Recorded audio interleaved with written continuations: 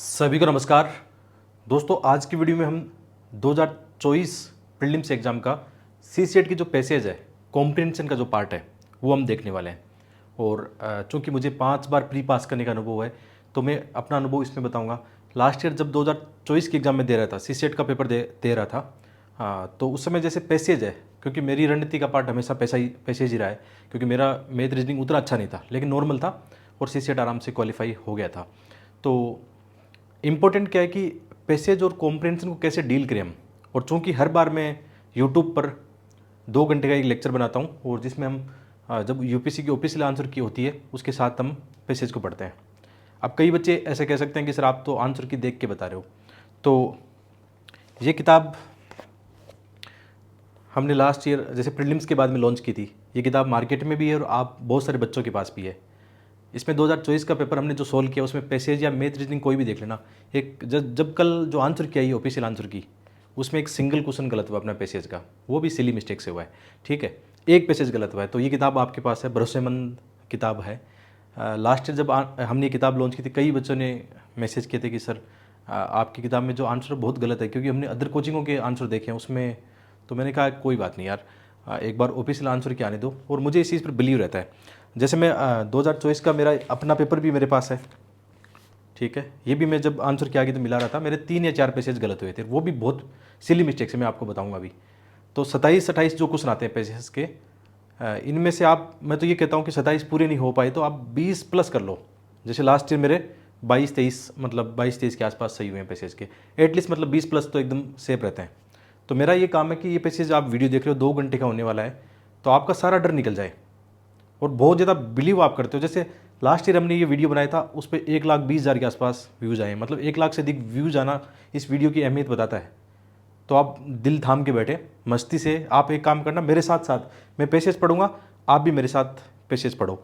और साथ में और अच्छा करना हो तो जैसे आपके पास 2024 का पेपर हो सकता है, या अपनी बुक सामने होगी आपके पास, बुक रखो, साथ साथ पढ़ो, वीडियो को पॉज करो, फिर क्वेश्चन लो। और मैं आपको वो कोई चीट कोड वो नहीं बताऊंगा, मैं केवल बात करूंगा अपनी लॉजिक की, अपने माइंड की बात करूंगा कि रियल एग्जाम में जब हम थिंकिंग कर रहे होते हैं, प्रेशर के अंदर, भट्टी के अंदर, जब गर्मी एकदम झुलस रही होती है। लास्ट ईयर मेरा भी ये अनुभव रहा था, मेरा सेंटर दिल्ली था और मतलब सीसेट के पेपर में बिल्कुल भी दिमाग नहीं काम कर रहा था।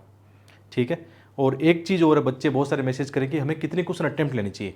तो मेरा एक अनुभव बताऊँ 5 प्री पास करने का, तो जीएस में 85 मेरा एवरेज रहता था कि मैं 85 मतलब 85 प्लस माइनस 5 मान सकते हो, कभी 84 कभी 90, ये मैं अटेम्प्ट लेता था। वो पेपर का नेचर क्या होता है, इजी होता है तो ज़्यादा अटेम्प्ट लेने पड़ते हैं, टफ होता है तो नॉर्मली सब पता लग जाता है। लेकिन एवरेज चलो आइडियल सिचुएशन लें कि मैं 85 क्वेश्चन जीएस में अटेम्प्ट लेता हूँ, और सीसेट में 45 प्लस या 50 पहुँच जाए तो बहुत अच्छी बात है। तो वहाँ पर कोई दिक्कत नहीं होनी चाहिए। मेरे हिसाब से 50 क्वेश्चन आप अटेम्प्ट लेने की क्षमता रखते हो तो आप सेफ हो फिर, है ना। एटलीस्ट 45 तो आपको लेने पड़ेंगे। ठीक है, मैं केवल सीसेट एक बार फेल हुआ था, उस समय मैं केवल 36 ही क्वेश्चन अटेम्प्ट ले पाया था, केवल एक बार फेल हुआ था, बाकी कभी सीसेट में फेल नहीं हुआ। और ज़्यादातर मैं उन बच्चों की हेल्प करता हूँ जिन बच्चों का मैथ और रीजनिंग वीक है। बहुत सारे बच्चे मैं जानता हूँ, उनकी दिल की भावना समझता हूँ। और पैसेज चूँकि मैं कितने सालों से पढ़ाता भी आया हूँ, बुक भी मैंने पैसेज की बनाई है, तो मेरी ये जिम्मेदारी बनती है कि जब ऑफिशियल आंसर किया जाए तो हम उसके साथ पढ़ाएं। मैं पढ़ाने को तो पहले भी पढ़ा सकता था इसको ना, बट आंसर की ऑफिशियल आती है तो उस पर हम थोड़ा सा एनालिसिस कर सकते हैं उस चीज़ का। और बाकी तो मैंने पहले बच्चों को बोला था कि अपनी किताब से पढ़ लो, 1-2 पैसेज गलती से हो जाए तो हो जाए, बाकी है ना आप अपनी किताब से भी पढ़ सकते हो। वन ऑफ द बेस्ट ये बुक है। ठीक है, तो ये शुरू करते हैं अपन बिना टाइम खराब के। ये थोड़ी भूमिका थी कि कितने क्वेश्चन अटेम्प्ट लेने, क्या चीज़ें ध्यान रखनी है, और ये वन स्टॉप सॉल्यूशन है, मतलब इससे अच्छा वीडियो आपको नहीं मिलने वाला। तो वीडियो को लाइक शेयर जरूर करना। जो नए बच्चे अपने यूट्यूब से जुड़ना, साथ में जो मैंने इसकी 2024 की पीडीएफ है वो यहाँ पे टेलीग्राम पे शेयर कर रखी है, आप मिलाना, 1 साल पहले शेयर की तो बदल भी नहीं सकते उसको। तो टेलीग्राम पे वो पढ़िए, साथ में आप इंस्टाग्राम से भी जुड़ सकते हैं। और यदि आप 2026 की तैयारी कर रहे हो, 2026-27 वाले बच्चे हैं, हमारे ऐप पे आप जुड़िए। बहुत ही शानदार इनिशिएटिव हमने शुरू कर दिया। अगले 6 महीने कैसे मैं आपका हाथ पकड़ के आपको सेल्फ स्टडी भी कराऊंगा, आपको आंसर राइटिंग भी कराऊंगा, वैल्यूडेड कंटेंट पे काम करेंगे, शॉर्ट नोट्स बनाएंगे। आपकी सारी जो दुविधा होगी लाइव क्लासेज में ये चलने वाली है। 26-27 पेज के लिए इनरोलमेंट शुरू हो गए। 10 जून 5 से 10 जून के आसपास क्लासेज स्टार्ट हो जाएगी, लाइव क्लासेज रहेगी ऐप पे। तो आप 2026 के बच्चे जो तैयारी कर रहे हैं वो जुड़े अपने ऐप पे। अपना जो iOS का गूगल आप प्ले स्टोर पे जाना, app study with DJ app है, उसका लोगो है, स्टडी विद डीजे ये ऐप है। तो जुड़ना अपने छोटे भाई बहन जो 26-27 की तैयारी कर रहे हैं तो एक जेन्युइन मेंटर के साथ जुड़ के काम कर सकते हैं। और ये हेल्पलाइन नंबर है यहाँ पे दिए हुए, जिनसे आप कॉन्टेक्ट करके जानकारी भी हासिल कर सकते हैं। तो पहला हम शुरू करते हैं, अपना पैसेज शुरू करते हैं। देखो वही हमेशा का तरीका है, आप वीडियो को पॉज करके पहले पैसेज पढ़ लो, ठीक है। इसको मैं अब बार बार नहीं बताऊंगा, एक बार बता रहा हूँ कि वीडियो को पॉज कर लो, पैसेज पढ़ लो मेरे साथ, मैं भी आपके साथ पढ़ूंगा, और फिर क्वेश्चन आप पहले अटेम्प्ट आप लेना, फिर अपना वाला तरीका देखना। और वन ऑफ द बेस्ट है और वन स्टॉप सॉल्यूशन है। मैं आपको दावे के साथ कह सकता हूँ, विश्वास के साथ कह सकता हूँ, आपके 20-22-23 क्वेश्चन कहीं नहीं जाने। 2-4 क्वेश्चन मुझे पता है सिली मिस्टेक से प्रेशर में गलत होंगे, मैं इतना पढ़ाता हूँ, मेरे भी 2-3 क्वेश्चन गलत हो गए। लेकिन लास्ट ईयर मेरे बहुत सारे स्टूडेंट हैं, उन्होंने कहा कि सर हमारे एक आधा क्वेश्चन सीसी पैसेज का गलत हुआ है। तो बहुत खुशी की बात है, देखना आपका कितना कॉन्फिडेंस आएगा वीडियो के एंड होने के बाद में, ठीक है। तो पढ़ते हैं पहला पैसेज। खाद्य और कृषि संगठन के अनुसार मानव उपभोग के लिए उत्पादित खाद्यान्न के 1/3 की विश्वव्यापी हानि या बर्बादी होती है। नॉर्मल एक चीज़ और आपकी हेल्प करेगी, आपका जो जीएस का नॉलेज है, हम जो करंट अफेयर में पढ़ते हैं या आप स्टैटिक जीएस पढ़ते हो, उसका नॉलेज भी पैसेज में आपको back of the mind help करता है, क्योंकि उससे हम लॉजिक ढूंढते हैं, क्योंकि ये हमारा एक अच्छा खासा उसमें अनुभव हो रहता है जीएस को लेकर। तो जैसे ये नॉर्मल आप समझ गए कि भाई एक रिपोर्ट है, मतलब रिपोर्ट या संगठन के अनुसार कि भाई इससे खाद्यान्न बर्बादी होती है, ठीक है। 1/3 खाद्यान्न की विश्वव्यापी हानि होती है। आरंभिक कृषि उत्पादन से लेकर, चाहे हम किसान खेती से लेकर जो लास्ट सप्लाई चेन है वहाँ तक इसको कई सारी समस्या देखने को मिलती है। जब लोगों की थाली तक पहुँचती है वहाँ तक समस्या रहती है इसमें। आरंभिक कृषि उत्पादन से लेकर अंतिम घरेलू उपभोग तक संपूर्ण आपूर्ति श्रृंखला के दौरान खाद्यान्न की हानि या बर्बादी होती है। हर एक स्टेज पे जहाँ से किसान जैसे उपजाता है तो कई बार हानि वहीं हो जाती है, कई बार नेचुरल कई बार ऐसी घटनाएं हो जाती है, वहीं मतलब शुरू हो जाता है काम। जैसे हम लोग खेतों में रहते हैं, हम जैसे कोई खाद्यान्न मतलब गेहूँ या बाजरा निकालते हैं, ठीक है, तो वहाँ तुरंत ही जो जैसे ये बोलते हैं इनको जो चींटियाँ हैं या और अन्य जो जीव है उनको ले जाना शुरू कर देते हैं, तो वो भी एक खाद्यान्न की मतलब नुकसान तो होता ही है उनको। या भंडारण की समस्या नहीं होती तो कई बार वर्षा में भीगने से वो खराब हो जाते हैं। फिर सप्लाई चेन के अंदर कई जगह भंडारण करते चूहे खा जाते हैं, ऐसे करते करते मतलब काफ़ी नुकसान होता है खाद्यान्न को, इतनी मेहनत से उपजाते हैं। तो ये एक बैक ऑफ द माइंड आपके मन में चलता रहता है। इस बढ़ती बर्बादी के परिणाम स्वरूप लगभग 45% तक भूमि निम्नीकरण, लैंड डिग्रेडेशन भी हुआ है। देखो यदि इस खाद्य इतनी बर्बादी नहीं होती तो हमें एक्स्ट्रा अनाज खाद्यान्न उपजाना नहीं पड़ता। और आप जानते हो जब ऐसी चीज़ें एक्स्ट्रा में उनका प्रोडक्शन करना होता है तो उसमें एनर्जी भी खपत होती है और बहुत सारी जो कार्बन उत्सर्जन से लेकर कई सारी इसमें चीज़ें जुड़ी रहती है और भूमि का निम्नीकरण भी होता है, एक्स्ट्रा हमें उपजाना पड़ रहा है, जिसके मुख्य कारण है निर्वनीकरण यानी वनों का विनाश, साधारणीय कृषि यानी एक सस्टेनेबल एग्रीकल्चर पद्धति नहीं होने से, और अत्यधिक भूजल का निष्कर्षण होता है। यानी इसके परिणाम से देखो ये चीज़ें आपस में इंटरकनेक्टेड है। बर्बाद हुए खाद्यान्न पर व्यय की गई ऊर्जा के परिणाम स्वरूप प्रति वर्ष लगभग 3.5 बिलियन टन कार्बन डाइऑक्साइड का उत्पादन होता है। तो इससे ये नुकसान भी होता है, कई सारे मतलब जलवायु परिवर्तन को लेकर आपस में जुड़े हैं खाद्यान्न से के परिणाम स्वरूप वायुमंडल में अन्य गैसें का हानिकारक उत्सर्जन भी होता है। खाद्यान्न पर्याप्तता और खाद्यान्न साधारणता के चक्र को पूरा करने के लिए खाद्यान्न की सभी रूपों में हानि और बर्बादी का समाधान महत्वपूर्ण है। देखो ये लास्ट में एक अच्छी लाइन छोड़ दी है इन्होंने, ये कह रहा है जितने उसकी सप्लाई चेन के साथ जुड़े हुए हैं, किसान से लेकर उपभोक्ता तक, जितने भी बीच में कोई आप जान सकते हो कोई कंपनी आ सकती है या जैसे अपने भारत में एफसीआई है, सारी कड़ियों को हमें क्या करना पड़ेगा, दुरुस्त करना पड़ेगा। हर एक जैसे आप आज बात करते हैं मिशन लाइफ की बात करते हैं अपन, तो उसमें है ना कि कैसे हर एक व्यक्ति भूमिका निभा सकता है। तो ये पैसेज आपको आपकी समझ, अच्छा एक बात मैं एक और जोड़ना चाहूँगा, जितनी आपकी समझ अच्छी होगी, जितनी आप में मैच्योरिटी होगी, पैसेज का क्वेश्चन आपका गलत हो ही नहीं सकता है, इस बात को ध्यान रखना। चलो मोटा मोटी समझ में आ गया, इंग्लिश का अनुवाद भी है और कोशिश करो साथ में सामने लेके बैठो, क्योंकि स्लाइड में प्रॉब्लम होती है कि इंग्लिश हिंदी स्लाइड एक ही इस पर लगाना बहुत मुश्किल काम होता है। आपको दिख रहा भी होगा आराम से, है ना, पढ़ रहे हो आप, बाकी मैं पढ़ रहा हूँ। चलो क्वेश्चन हैंडल करते हैं। पहला क्वेश्चन है, आपको हिंदी इंग्लिश दोनों में दिख रहा है और कोशिश करो मेरे साथ ये अटेम्प्ट लेने की, ठीक है। वीडियो को पॉज करके अटेम्प्ट लेना मैं बता रहा हूँ। निम्नलिखित में से कौन से कथन सर्वाधिक तर्कसंगत विवेकपूर्ण निष्कर्षों को सर्वोत्तम रूप से दर्शाते हैं जिन्हें इस परिचय प्रतिपादित किया जा सकता है, ठीक है। अब कई मेंटर ऐसे हैं जो इन वर्ड के माध्यम से पढ़ाते हैं, मेरा तरीका वर्ड के माध्यम से पढ़ाने का नहीं है, मेरा लॉजिकल वे से पढ़ाने का तरीका है। मैं आपको 4 ऑप्शन पे बात करूंगा, उनमें से एलिमिनेशन करके हम अपने बेस्ट आंसर पे जाएंगे। हाँ, कई टीचर अच्छे हैं जो इनकी पावर है उनके पास कि वो वर्ड को तोड़ के कि ऐसा वर्ड आए तो ऐसा ही करना है, वो मेरे पास नहीं है। मैं आपको आपकी जो क्षमता है उसके हिसाब से करना सिखाऊंगा, उससे क्वेश्चन गलत होने की संभावना भी नाम मात्र की हो जाएगी। तो पहला क्या कह रहा है, कि खाद्यान्न की हानि और बर्बादी के लिए खाद्यान्न वितरण की चालू प्रक्रिया पूर्ण रूप से उत्तरदायी है। देखो एक चीज़ इंपॉर्टेंट ये है कि जहाँ पे एक्सट्रीम वर्ड आ रहा है, यहाँ पे कह रहा है कि ये है ना, यही पूर्ण रूप से जिम्मेदार है इस चीज़ के लिए। तो पैसेज में एक और पकड़ लो इस बात को, जहाँ पे वो एक्सट्रीम सिचुएशन की बात कर रहा है, अभी तक तो वो एलिमिनेट होता है, आज तक मेरा भी अनुभव है वो एलिमिनेट हुआ ही है। ठीक है, तो खाद्यान्न की हानि और बर्बादी के लिए खाद्यान्न वितरण की चालू प्रक्रिया पूर्ण रूप से उत्तरदायी है। पूर्ण रूप से इसी को सब कुछ कर दिया और चीज़ों को छोड़ दिया उन्होंने। और एक चीज़ और है, ये कह रहा है खाद्यान्न वितरण की, ये एक छोटी बात भी है, खाद्यान्न वितरण की तो एक छोटा पक्ष आ गया ना, वो आ रहा है किसान से लेकर उपभोक्ता तक। उसने बात की है पहले, हम यदि अपने कॉमन सेंस से बात करें तो उसमें हमने कितनी कड़ियों की बात की है पैसेज के अंदर।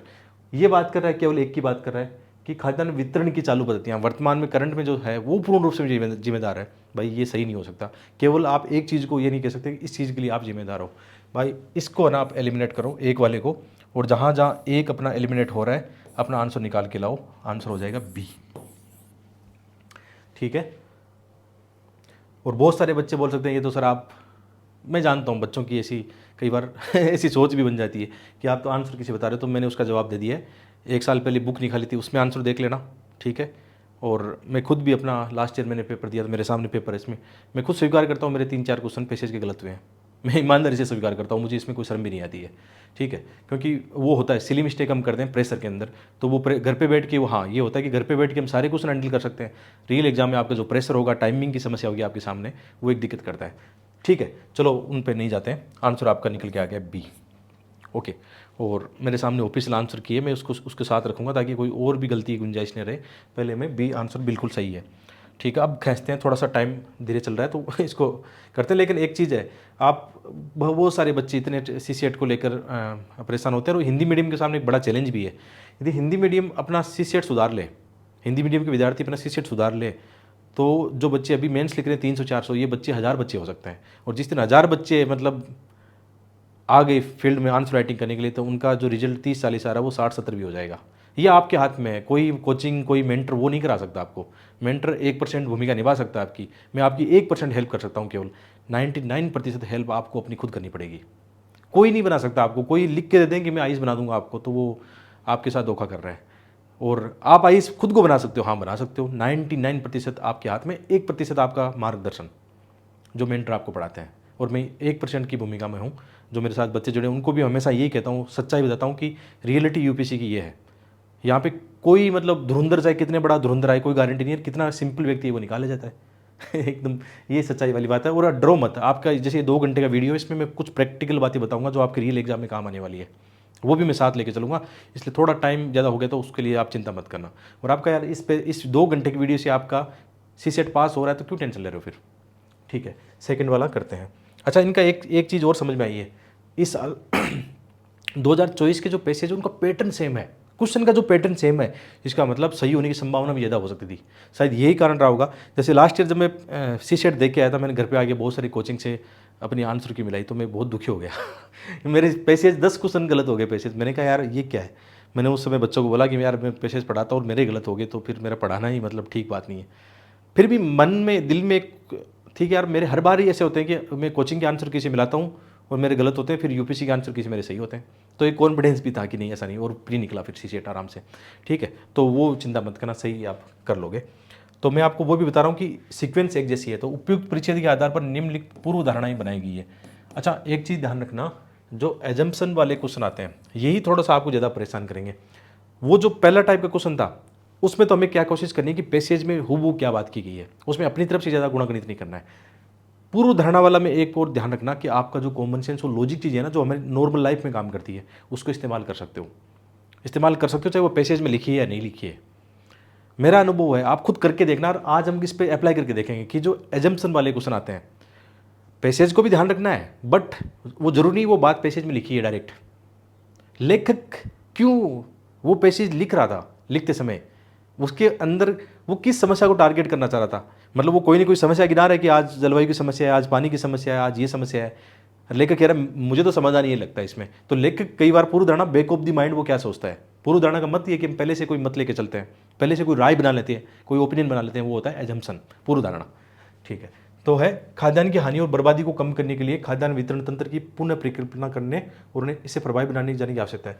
देखो बिल्कुल सही बात है।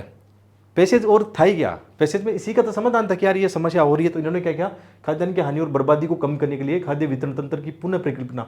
तो वो चाहता है कि यार ऐसा हो, मतलब सारी कड़ियाँ ना वो ठीक हो जाए। ठीक है भाई, वो डायरेक्ट जरूरी नहीं है डायरेक्ट पैसेज में लिखा हो। और आपका कॉमन सेंस क्या कह रहा था, यार बात तो सही है, जो समस्या हमने पढ़ी है खाद्यान्न की, ये संकट की, बर्बादी की, उसमें तो इसका समाधान है, बिल्कुल समाधान है, ठीक है, बिना टेंशन के टिक लगाओ। और ये लास्ट ईयर मेरे सारे क्वेश्चन सही हुए हैं, क्योंकि ये पहले मैंने बताया था आपको कि ऐसा होता है। खाद्यान्न की बर्बादी और हानि में कमी लाने को सुनिश्चित करना सभी नागरिकों, ये बात भी सही है भाई। कॉमन सेंस क्या कहता है, कोई एक व्यक्ति तो भूमिका नहीं निभा सकता ना, या सरकार केवल नहीं कर सकती ना, या कोई संस्था नहीं कर सकती, सारे हम मिलेंगे ना तो भूमिका निभाएंगे। तो दोनों के दोनों सही। अब उसकी टेंशन, मतलब वो पैसेज में डायरेक्टली हूबहू लाइन लिखी थी या नहीं लिखी थी, पैसेज में जो समस्या है उसका यदि समाधान उसमें पूर्वधारणा में है तो वो सही होंगे, सारे के सारे सही होंगे, देख लेना। वो आगे चलेंगे अपन, एक भी ऐसा अपवाद आ जाए बताना आप, ठीक है, करेंगे कॉन्फिडेंस है। इसलिए बोल रहा हूँ कि विश्वास रखो इस बात पे, और उसी कड़ी पे हम चलेंगे। यूपीसी की आंसर की से रिवर्स इंजीनियरिंग करके चलेंगे कि यूपीसी के आंसर की और क्वेश्चन से हम सीखेंगे कि पैसेज कैसे सोल्व करता है। बाकी भाई पैसेज में कोई धुरंधर नहीं होता है यहाँ पे कि आके आपको बता देगा, वो खुद उसको एग्जाम में बैठा दो, उसके भी 2-4 गलत हो जाएंगे नॉर्मल बात कर रहा हूँ आपसे, ठीक है। तो दूसरे का जो ऑफिशियल आंसर की है उसमें भी सही है। और जैसे 2024 का पेपर है ना, कई बच्चों को और सीखना हो तो जैसे इस बुक में मैंने ये बातें लिख दी है ना, ठीक है, ये बातें लिख दी है, आप देखोगे अपनी किताब के अंदर कि पहला गलत है क्यों है, दूसरा गलत है या दूसरा सही है तो क्यों सही है। वो सारी अपनी किताब इसी लॉजिक पे बनी है, और मार्केट में ऐसी कोई बुक भी नहीं है, ठीक है। अभी अपडेट होके आ जाएगी, जो आगे नए बच्चे लेना चाहोगे तो वो अपडेट होके आ जाएगी प्री के बाद में, 25 की प्री के बाद में। तो इसका आंसर, ऑफिशियल आंसर अपने देख लिया। चलिए फास्ट चलते हैं, बच्चे बोलेंगे सर आप तो लेकिन आज जो मैं प्रैक्टिकल बात बता रहा हूँ शायद वो आपकी प्री निकालने में योगदान देगी, तो आपका कितना समय बच सकता है इस बात को ध्यान रखना। तो ये वीडियो वो लोग ही देखना जिनको वास्तव में ज़रूरत है, जिनको ज़रूरत नहीं है तो मत देखना यार, है ना। मुझे वैसे भी पता है ये आज के दिन कोई वीडियो देखने आ रहा है, 2-3 दिन बाद में एग्जाम है, तो वास्तव में नीडी पर्सन है, उसको ज़रूरत है, उसको यहाँ से देखना 3 दिन के बाद में कितनी ज़्यादा हेल्प होगी, ठीक है। एक चीज़ मेरा एक और प्रैक्टिकल मैंने वो साथ में बता देता हूँ। सीसेट के पेपर को जब हम करते हैं ना, वहाँ पे थोड़ी सी घबराहट बढ़ती है। मैं इसलिए जेन्युइनली बता रहा हूँ कि 10 साल के अंदर मैंने कितने पेपर दिए हैं यूपीसी के, और सीसेट क्वालिफाई भी किया कितनी बार, और मुझे हर बार ये लगता था कि इस बार तो मैं गया काम से, मेरा सीसेट नहीं होगा। मुझे एग्जाम के दौरान ये फीलिंग आती थी, आप में से बहुत सारे घबराहट होती थी यार कि यार ये तो गया काम से। गर्मी के अंदर फिर ठंडा पानी की बोतल, अच्छा यही ध्यान रखना, एक ठंडे पानी की बोतल लेके जाना साथ में, है ना, चिल्ड पानी की, वो गर्म हो जाएगा वहाँ पे इसलिए चिल्ड पानी। जब भी आपको लगे ना कि यार थोड़ी सी घबराहट हो रही है, एंजाइटी हो रही है, प्रेशर आ रहा है, थोड़ा सा लंबी सांस लेना, ठंडा पानी का सिप मारना और लग जाना, और उस समय यही सोचना कि मैं यदि लगा रहा ना तो मैं पास हो जाऊंगा, यदि मैं इस समय घबराहट में आया तो मैं फेल हो जाऊंगा। और यूपीएससी चाहता भी ये है कि जो डरते हैं या जिनको एंजाइटी आती है, प्रेशर में झेल नहीं पाते, वो यहीं एलिमिनेट हो जाए, प्री से बाहर हो जाए, ठीक है। इसलिए कूल रहना, हर समय यही सोचना, जितना समय आपके पास बचे, लास्ट 5 मिनट भी बचे तो कोशिश ये करना कि यार 2 क्वेश्चन एटलीस्ट मैं कर पाऊँ, मैं 3 क्वेश्चन कर लूँ, मैं मेरा हो जाएगा प्री, और हमेशा मेरा ऐसा ही हुआ है, ठीक है। तो ये प्रैक्टिकल बात है, इसको ध्यान रखना, घबराना मत इस चीज़ को लेकर, और ये तरीका पकड़ लो बस पैसेज का। चलो आगे बढ़ते हैं, और आपको एक चीज़ और बताता हूँ, पैसेज फास्ट पढ़ने का भी एक तरीका होता है। फास्ट पढ़ने का तरीका होता है, आप कई बार हमारी जो आंखें होती है ना, सिंगल वर्ड पढ़ती है, कई बार आंखें स्कैन करती है, तो स्कैन करने का तरीका आपके पास, आप 2-3 दिन के तो अंदर, मुझे नहीं पता आप कितना प्रैक्टिस कर पाओगे, बट मैंने ये प्रैक्टिस कर करके सीखा था कि हमें एक वर्ड पढ़ने की नहीं है, स्कैन करो उसको, लाइन को स्कैन करो ताकि हम फास्ट पढ़ पाए, और ज़्यादा टाइम ख़राब मत करना इनमें ना पैसेज में। और एक चीज़ और है पैसेज में, इसमें सीसेट में ध्यान रखना, मिक्स अप्रोच अपनाना। जैसे आपने पहले क्वेश्चन से शुरू किया तो पैसेज भी करिए, कुछ इजी क्वेश्चन रीजनिंग मैथ वाले हैं वो भी करते जाना है, केवल पैसेज के भरोसे मत बैठना, मिक्स अप्रोच करना, ध्यान रखना। और मतलब इसको मैं हमेशा ऐसा टेक्निक बोलता हूँ, स्मार्ट टेक्निक, कि आपको सिलेक्टिवली चूज़ करना है, वो भी प्री निकाल सकता है। बहुत सारे धुरंधर ऐसे होते हैं मैथ रीजनिंग वाले, मैथ रीजनिंग में फंस के रह जाते हैं, 20 क्वेश्चन अटेम्प्ट होते हैं उनसे। हमें क्या करना है, ईजी पिकअप करना है, बहुत ही सिंपल पॉलिसी है एकदम, ध्यान रखना। 1 से लेकर 80 तक सिंपल वाले एक बार चले जाओ 80 तक, 30-35 क्वेश्चन तो आप वैसे अटेम्प्ट ले लोगे, ये ज़्यादा बढ़िया तरीका है। और मैथ रीजनिंग वाले भी क्वेश्चन अटेम्प्ट लेने की कोशिश करना, कुछ क्वेश्चन ना वो आपको बचा लेंगे, कुछ पैसे के गलत हो गए तो वहाँ बच जाओगे। चलो आगे बढ़ते हैं। अब जैसे जैसे मुद्रास्फीति बढ़ती है, इन्फ्लेशन बढ़ता है, हम जीएस में पढ़ते हैं, वे सरकारें भी जो पहले बजट अनुशासन के प्रति प्रतिबद्ध थी, परिवारों की सहायता के लिए मुक्त रूप से व्यय करती है। अब ये करेगी तो फिर और ज़्यादा इन्फ्लेशन बढ़ेगा। आप जानते हो, जीएस में आपने पढ़ा है। केंद्रीय बैंकों द्वारा घोषित उच्चतर ब्याज दरों से संतुलित राजकोषीय मितव्ययता बरतने की अपेक्षा की जाती है। अब भाई केंद्रीय बैंक आरबीआई मॉनेटरी पॉलिसी क्यों लाता है और उसमें विशेषकर बैंक दर क्यों बढ़ाता है? क्योंकि उनको महंगाई कंट्रोल करनी है ताकि तरलता कम हो। भाई अब आप हम ये जानते हैं कि ये जितना भी मैनेजमेंट होता है महंगाई को कंट्रोल करना, ये केवल सरकार नहीं कर सकती अकेली, या केवल आरबीआई नहीं कर सकती। सिंपल सी बात हम जीएस में पढ़ते हैं कि दोनों मिलकर यदि काम करेंगे तो अपना जो प्रबंधन है, मौद्रिक नीतियाँ हैं, वो सही से सुचारू रूप से लागू कर पाएंगे और हम महंगाई को या मंदी को सही से हैंडल कर पाएंगे। तो ये पैसे उसी की बात कर रहा है, क्योंकि उधार लेने के लिए अधिक भुगतान करते समय स्थिर ऋणों को बनाए रखने के लिए सरकारों को व्यय में कटौती करनी होगी। और ये भी नॉर्मली हम पढ़ते हैं, सरकार क्या करती रहती है, कई बार लोक लुभावन या लोक कल्याण में अधिक खर्च करती रहती है या ज़्यादा लोन लेती है, तो उसको चुकाने के लिए फिर हम क्या करते हैं, ऐसा क्राउडिंग इफेक्ट पड़ा ना आपने, कि फिर जो निजी सेक्टर होता है उसके पास धन की व्यवस्था नहीं होती, एक तरफ क्या होता है, महंगाई या मुद्रास्फीति बढ़ती चली जाती है। ठीक है, नॉलेज है, आप जो पढ़ा आपने उसको अप्लाई करना है। राजकोषीय समर्थन बैकअप के बिना, देखो साफ लिखा है, राजकोषीय समर्थन बैकअप के बिना मौद्रिक नीति अंत अपना प्रभाव को देती है। इसका मतलब साफ बात वही कह रहा है कि दोनों का मिलन जरूरी है, तभी वो लक्ष्य हासिल हो पाएंगे। उच्चतर ब्याज दरें मुद्रास्फीति कारक हो जाती है। बाद में देखो अकेली क्योंकि सरकार एक तरफ क्या कर रही है, फिर वो कर रही है मतलब लोक लुभावन या अधिक खर्च कर रही है, तो फिर उसका इफेक्टिव नहीं होता है, न कि मुद्रास्फीति कारक, क्योंकि वे केवल सरकारों को बढ़ती ऋण चुकौती लागतों का भुगतान करने तो अधिक उधार लेने के लिए प्रेरित करती है। मौद्रिक अनियंत्रण का जोखिम तब और अधिक होता है जब सार्वजनिक ऋणों में वृद्धि होती है, सरकार के ऋण बढ़ते हैं, क्योंकि ब्याज दरें बजट घाटे के लिए और अधिक महत्वपूर्ण बन जाती है। तो ये सारा का सारा आपने सार जीएस में पढ़ा है। मैंने पहले ही कहा आपके जीएस का नॉलेज पैसेज में बहुत हेल्प करेगा। मैंने देखा कि मेरे सारे क्वेश्चन वो सही हो रहे हैं जिनमें एक्स्ट्रा नॉलेज है, मतलब इन्फॉर्मेशन मेरे पास है जीएस की, क्योंकि उससे क्या होता है, अपना लॉजिक सही बनता है, तार्किक रूप से हम सही सोच पाते हैं और चीज़ों को एलिमिनेट कर सकते हैं। तो इसको देखते हैं, निम्नलिखित में से कौन से कथन सर्वाधिक तर्कसंगत विवेकपूर्ण निष्कर्षों को सर्वोत्तम रूप से दर्शाते हैं? ये क्वेश्चन आपको ध्यान रखना है, पैसेज में क्या बात करता है उसकी बात करनी है, और जो पूर्व धारणा है उसको पकड़ के चलो, समस्या का समाधान क्या है, यदि उससे मिला जुला होता है ऑप्शन तो वो सही होता है। तो इसमें केंद्रीय बैंक बजट समर्थन के बिना मुद्रास्फीति को कम नहीं कर सकते। देखो ठीक है भाई, ये बात ही तो थी ना, दोनों मिलके काम करेंगे, केंद्रीय बैंक बजट समर्थन के बिना।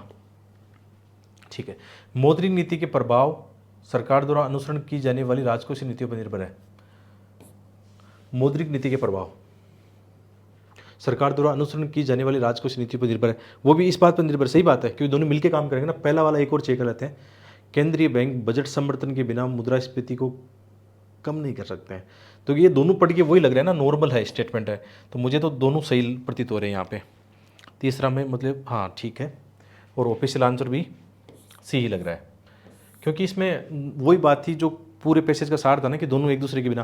तो इसमें भी है ना, केंद्रीय बैंक बजट समर्थन के बिना, बजट में नहीं, सरकार का राजकोषीय वाला मामला हो गया, उसके कम नहीं कर सकते हैं। मौद्रिक नीति के प्रभाव सरकार द्वारा अनुसरण की जाने वाली राजकोषीय नीतियों पर निर्भर है, क्योंकि वो साथ नहीं देंगे तो फिर बहुत मुश्किल हो जाएगा। तो ऑफिशियल आंसर में भी अपना सी आंसर सही है। और जैसे अपनी किताब में मैंने, जैसे कई बच्चे हैं पढ़ना भी चाहिए, तो मैंने साफ लिख दिया, जैसे तीसरे का आंसर था कि इसमें साफ लिखा है कि उपयुक्त परिच्छेद के अनुसार कथन एक बिल्कुल सही है कि केंद्रीय बैंक बजट समर्थन के बिना मुद्रास्फीति कम नहीं कर सकते हैं, क्योंकि परिच्छेद में ये बात कही गई है। सेकंड वाले में भी मतलब वो बात है कि जो चाहिए ना आपको कि यार मुझे सीखना भी है, तो ये बुक आपको ना 11 साल के पैसेज ऐसे सोल्व करवाएं लॉजिकल तरीके से, और सारे आंसर ऑफिशियल आंसर किसी मैच है, मतलब वो गलत भी संभावना नहीं है कि हम पैसेज करते इसमें गलत पढ़ लें कुछ, वो भी नहीं है।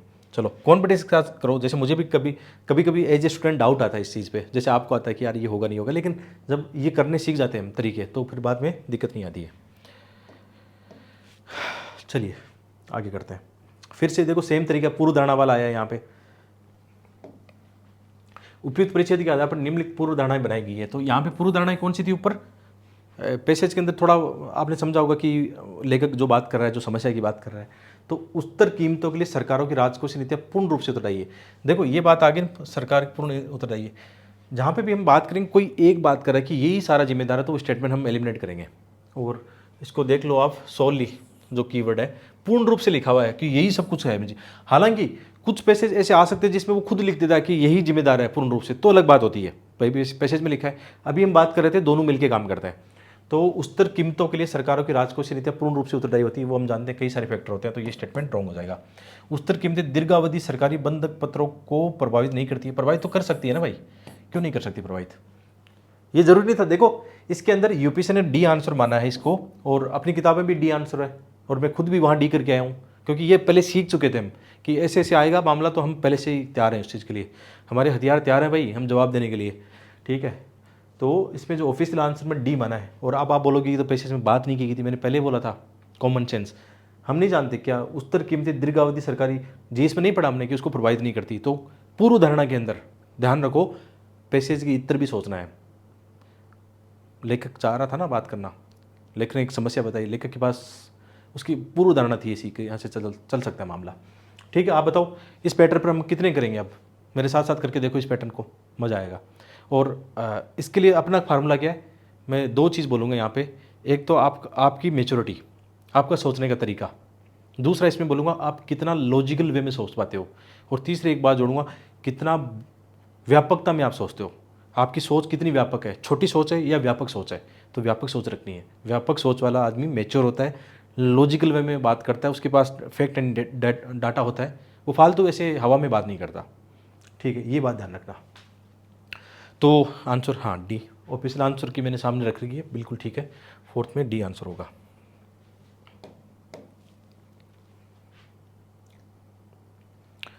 चलो आगे बढ़ते हैं नेक्स्ट पैसेज की ओर।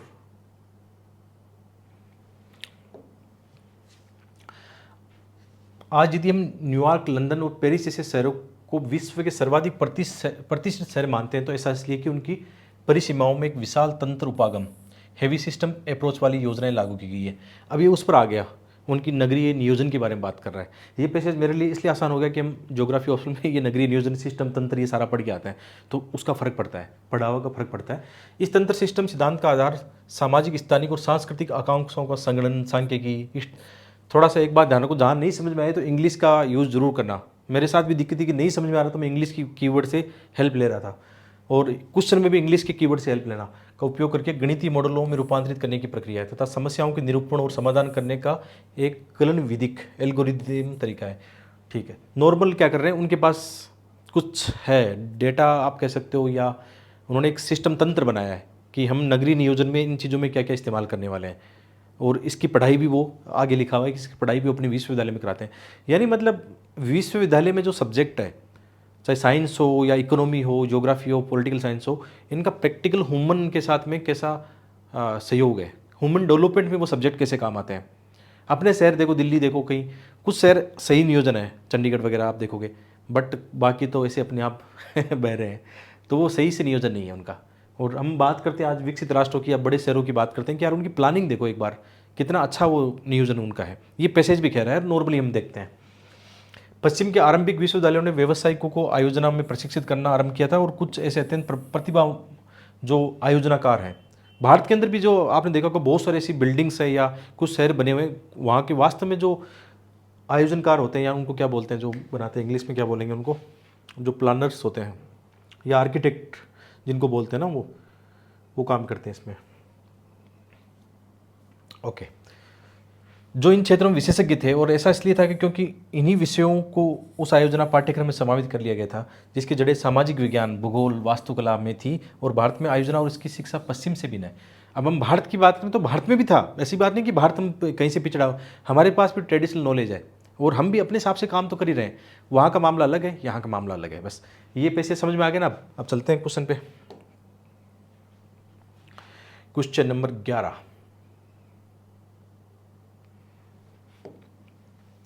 निम्नलिखित में से कौन सा कथन सर्वाधिक तर्कसंगत, विवेकपूर्ण निष्कर्ष को सर्वोत्तम रूप से दर्शाता है, उपयुक्त परिच्छेद के प्रतिपादन किया जा सकता है, उससे निकाला जा सकता है। इन्फेरेंस लिखा हुआ है। देखो एक चीज़ ध्यान रखना, इस टाइप के जो पैसे आ रहे हैं ना क्वेश्चन, वो तो ध्यान रखना पैसेज में वो बातें की या नहीं, लिखा है या नहीं लिखा, उस पर फर्क पड़ता है। दूसरा फर्क पड़ता है कि आप कितना अच्छा सोच पाते हो, इस बात पर फर्क पड़ेगा। पूर्व धारणा में पकड़ के रख लो कि उसका मिलता जुलता मामला, उस समस्या का समाधान क्या उसमें है, क्या उसमें कोई एक्सट्रीम सिचुएशन है, एलिमिनेट करो। क्या आपको लगता है मे बी हो सकता है या इसका समाधान हो सकता है, ऐसा करके वो पॉजिटिव होगा, सही होगा मतलब। तो नगर आयोजना पाठ्यक्रमों की पाठ्यक्रिया में विविध और अंतर विषय उपागम शामिल होना चाहिए। नगर आयोजना पाठ्यक्रमों की ठीक है, नॉर्मल तो ये तो होना चाहिए, तो देखते हैं अभी सही क्या होगा। भारत में नगर के प्रशासन को नगर आयोजना और प्रबंधन में औपचारिक प्रशिक्षण का अभाव है। कैसे कह सकते हैं भाई, अपने भी तो कुछ बहुत सारे अच्छे एग्जाम्पल है। भारत में नगरीय क्षेत्र और प्रबंधन एक स्थानीय मामला है जहां अपर्याप्त निधियों की चिरकालिक समस्या बनी रहती है ना। ऐसा एकदम से ऐसा नहीं कह सकते, समस्या है बट इतना भी नहीं है। ठीक है, इसको भी एक बार एलिमिनेट करते हैं। अभी मुझे भी नहीं पता, मुझे याद नहीं इसका आंसर क्या है अभी। हमारे नगरीय क्षेत्रों में जनसंख्या का उच्च घनत्व और व्यापक गरीबी के कारण उनके, देखो ये भी है ना, इसकी ज़्यादा बात नहीं हुई है, उन्होंने ज़्यादातर प्लानिंग की बात की है। ठीक है, उनके सब्जेक्ट विश्वविद्यालय योजनाकार उनकी ज़्यादा वो बात कर रहे हैं, प्लानिंग की पैसेज का उस पर ज़्यादा सहारा है। चलो इनमें से देखते हैं अब देखो, नगर आयोजना पाठ्यक्रमों की पाठ्यचर्या में विविध और अंतर विषय उपागम शामिल होना चाहिए। देखो ये ऐसा भी है ना, शुड मतलब थोड़ा लग भी रहा है, मुझे थोड़ा पर्सनली फील हो रहा है कि हाँ ऐसा हो सकता है, नगर आयोजना पाठ्यक्रमों की ऐसा हो सकता है। देखते हैं आंसर, मुझे भी याद नहीं इसका आंसर क्या है। ठीक है, 11 में है, ए है। ठीक है, यहाँ पे मैं भी थोड़ा कंफ्यूज कर रहा था, मुझे भी श्योर नहीं था कि इसका आंसर क्या होगा, बट ना मैंने एक चीज़ आपको इससे पहले बता दी थी कि जहाँ पे ऐसी बात है ना कि हाँ एक्सट्रीम सिचुएशन नहीं हो, जैसे इन चीज़ों की बात करें, भारत में नगर के प्रसाद नगर आयोजना प्रबंधन और औपचारिक प्रशिक्षण का अभाव, ये तो काट दिया ना भाई, ऐसा नहीं कह सकते ना। उसमें साफ लिखा भी था लास्ट लाइन में कि वो तो भिन्न है, थोड़ा सा भिन्न है। हमारे यहाँ भी हुए कितने ऐसे रचनाकार कह सकते हो, आर्किटेक्ट जिनको बोलते हैं, वो हुए हैं। दूसरा, भारत में नगरीय क्षेत्र प्रबंधन एक स्थानीय मामला है जहाँ अपर्याप्त, क्योंकि भारत को लेकर इसमें उतनी बात नहीं की गई है। थर्ड वाले में हमारे नगरीय क्षेत्र में, वो भी आप कह सकते हैं कन्फर्म। तो चलो ये आंसर इसका आ गया, क्योंकि ये उसका सार था, मतलब यही तो सार था ना कि वो आपस में जो आपके सब्जेक्ट है विश्वविद्यालय ये सब मैच होना चाहिए, प्रैक्टिकल उससे निकल के आएगा मामला। वो पूरे पैसेज में भी ऐसा लग रहा था। ठीक है, आप कॉन्फिडेंस से मारो उठा के एकदम। और मैंने एलिमिनेट करने का तरीका भी बताया कि मतलब ये तरीका होना चाहिए जहाँ पे तो एक्सट्रीम या जिसकी बात नहीं हुई है पैसेज में, क्योंकि क्वेश्चन किस टाइप का है कि वो उससे निकल के आ रहा है, नहीं आ रहा है पैसेज से। चलिए ठीक है, 11 में यही था ना कन्फर्म, ओके। उपयुक्त परिच्छेद के आधार पर फिर से पूर्व धारणा आ गई, अब तो हम पकड़ चुके हैं भाई। दो चीज़ें, ये इसका पैटर्न देखो आप, दो चीज़ें यहाँ पे, दो टाइप के क्वेश्चन है। एक तो उस पैसेज से निकल के आ रहा है कि इसमें वो है कि नहीं, दूसरा आ रहा है पूर्व धारणा। तो पूर्व धारणा के लिए हम तैयार हैं, आंख बंद करके आंसर मारेंगे, लेकिन पैसेज पढ़ लेना, ऐसे नहीं आंख बंद करके नहीं, खुली रख के ही करना है।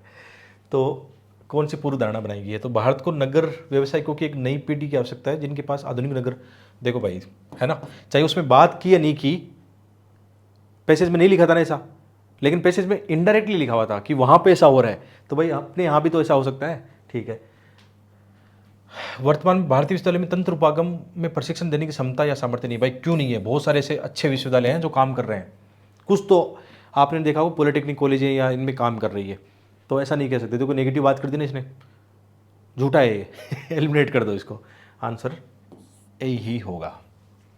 ठीक है, और ये कौन सा था अपना पॉजिटिव वाला, ठीक है, आंसर 12A। ठीक है, बहुत बढ़िया, मज़ा आ रहा है ना पढ़ के।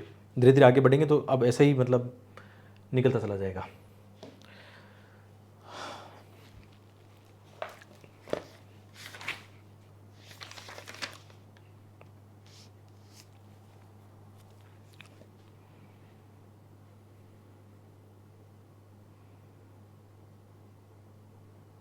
देखो जब हमने जो ये तैयार किए हैं, आप देखोगे इस किताब में, तो जैसे पहला वाला सही है, उसमें लिखा है कि उपयुक्त परिच्छेद में बताया गया है कि हम न्यूयॉर्क, लंदन, पेरिस शहरों के विश्व के सर्वाधिक प्रतिष्ठित शहर मानते हैं क्योंकि उनके पास आधुनिक नगर और प्रति संगत है।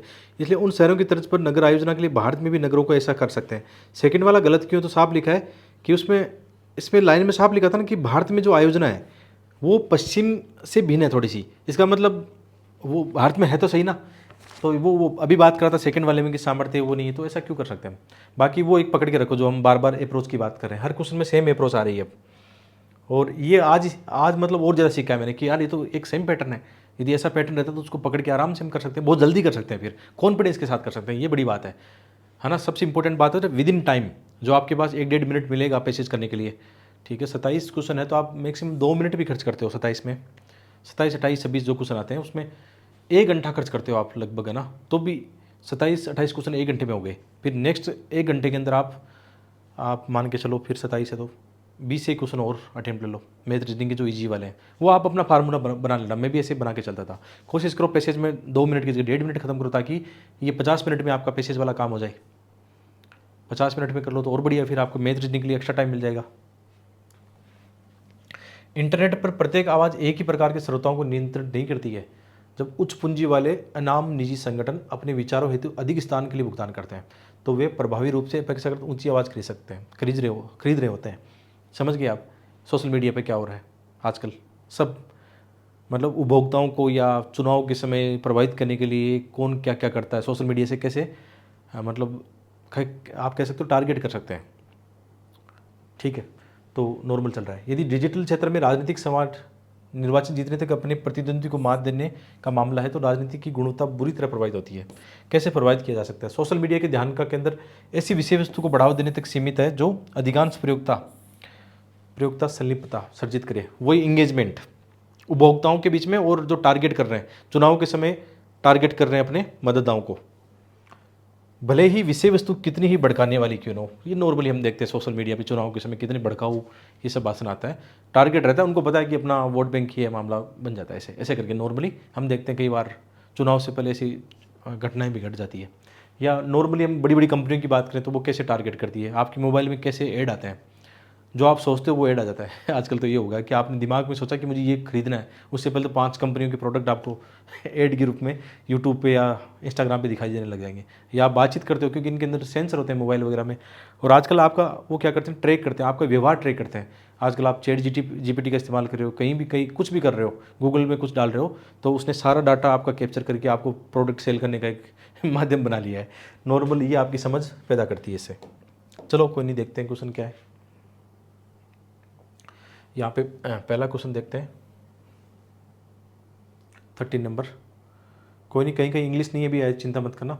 13 नंबर यहाँ पे हिंदी में ये है और इंग्लिश के अंदर 13 नंबर ये है। अब आराम से देख लो एक बार, वीडियो को पॉज कर लो जहाँ पे आपका इंग्लिश वाला आ रहा है, क्योंकि बहुत सारे विद्यार्थी इंग्लिश मीडियम के। पॉज कर लो वीडियो को और वो देख लो। हम इसको करवाते हैं 13 नंबर को। ये सिंपल वाला है। निम्न से कौन सा कथन उपयुक्त परिच्छेद के केंद्रीय विचार को सर्वतोमुख से केंद्रीय सेंट्रल आइडिया, मतलब वही उससे पैसेज से निकल के आ रहा है, क्या मामला निकल के आ रहा है। अब तो आप ना बिना देखे दिमाग में लगा सकते हो कि क्या पूछने वाला है वो। विचारों के एक बाजार के रूप में निर्मित सोशल मीडिया सूचना तक त्वरित पहुंच को सुनिश्चित करता है। वो तो करता है, लेकिन वो पैसेज का मुझे नहीं लगता है वो सार होगा। सोशल मीडिया आदर्श या नैतिक संस्था नहीं है, बल्कि कंपनियों द्वारा लाभ कमाने के लिए निर्मित उत्पाद है। ठीक है, देखते हैं, ये हो सकता है संभावना इसमें। सोशल मीडिया का सर्जन लोकतंत्र को सशक्त बनाने के लिए किया गया था। ये पैसेज में किया गया होगा, बट पैसेज का कोई मतलब नहीं है उससे। आज के विश्व में सोशल मीडिया सुशिक्षित सामाजिक जीवन के लिए अपर्याय है। बस सुशिक्षित ही क्यों, नॉर्मल लोग भी तो इस्तेमाल कर सकते हैं ना। एलिमिनेट करो इनको। अब दो में से एक चूज करना आपको, ठीक है। विचारों के एक बाजार के रूप में निर्मित सोशल मीडिया सूचना तक त्वरित पहुंच सुनिश्चित कर सकता है। सूचना त्वरित कोई गारंटी नहीं है गलत सूचना भी आ सकती है, कोई इस चीज़ की गारंटी नहीं है, तो इसको भी एलिमिनेट करो। वो एक्चुअल में उसका ऐसा थोड़ी था, सोशल मीडिया का लाभ थोड़ी था पैसेज का सार। भाई सोशल मीडिया के फ़ायदे फ़ायदे फ़ायदे, भाई ये था सोशल मीडिया आदर्श या नैतिक संस्था नहीं है, बल्कि कंपनियों द्वारा लाभ कमाने का, ये तो बात थी उसमें पैसेज में। तो ध्यान रखना, ऐसे सिंपल वाले क्वेश्चन में पैसेज में से निकल के आएगा मामला, पैसेज में। और पूर्व धारणा वाले में थोड़ा बैक ऑफ द माइंड, लेखक के विचार, उसकी धारणा, ओपिनियन, उसका क्या बोलते हैं अभिव्यक्ति, उस पर डिपेंड करता है। ठीक है, 13 में बी आंसर, 13 में बी आंसर सही है भाई। देखो मेरा खुद का पेपर भी पड़ा है लास्ट ईयर का, उसमें भी मैंने टिक लगा रखे। तो ये रिसर्च, सारा रिसर्च आपके काम आएगा कि लास्ट ईयर मैं क्या सोच रहा था, उसमें क्या हो रहा था। ठीक है, ये क्वेश्चन रियल एग्जाम में मैंने देखो गलत कर दिया था लास्ट ईयर, वही थोड़ा बहुत प्रेशर के चक्कर में। तो ऐसे 3-4 क्वेश्चन पैसेज के मेरे गलत हुए थे लास्ट ईयर, जिसमें सिली मिस्टेक था, क्योंकि गलती कर बैठा ना। और जितना हम पढ़ते हैं, जितना करते हैं, सीखते चले जाते हैं।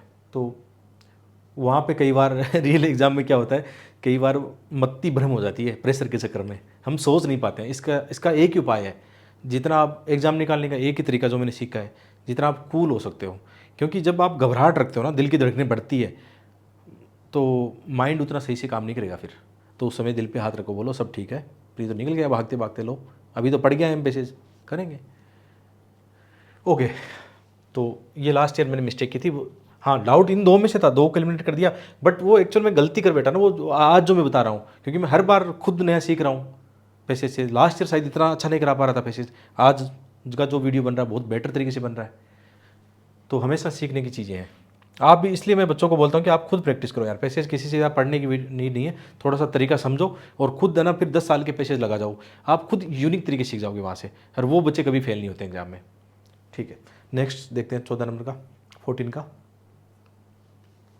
उपयुक्त परिच्छेद के आधार पर निम्नलिखित पूर्व धारणा बनाई गई है। ठीक है, हिंदी वाला आप देख लो एक बार, इंग्लिश वाला भी दिखाते हैं यहाँ पे, क्योंकि छोटा था स्क्रीन पे इसलिए दिखाना पड़ रहा है। तो आप अपने हिसाब से वीडियो को पॉज कर लो, हिंदी इंग्लिश मीडियम वाले बच्चे।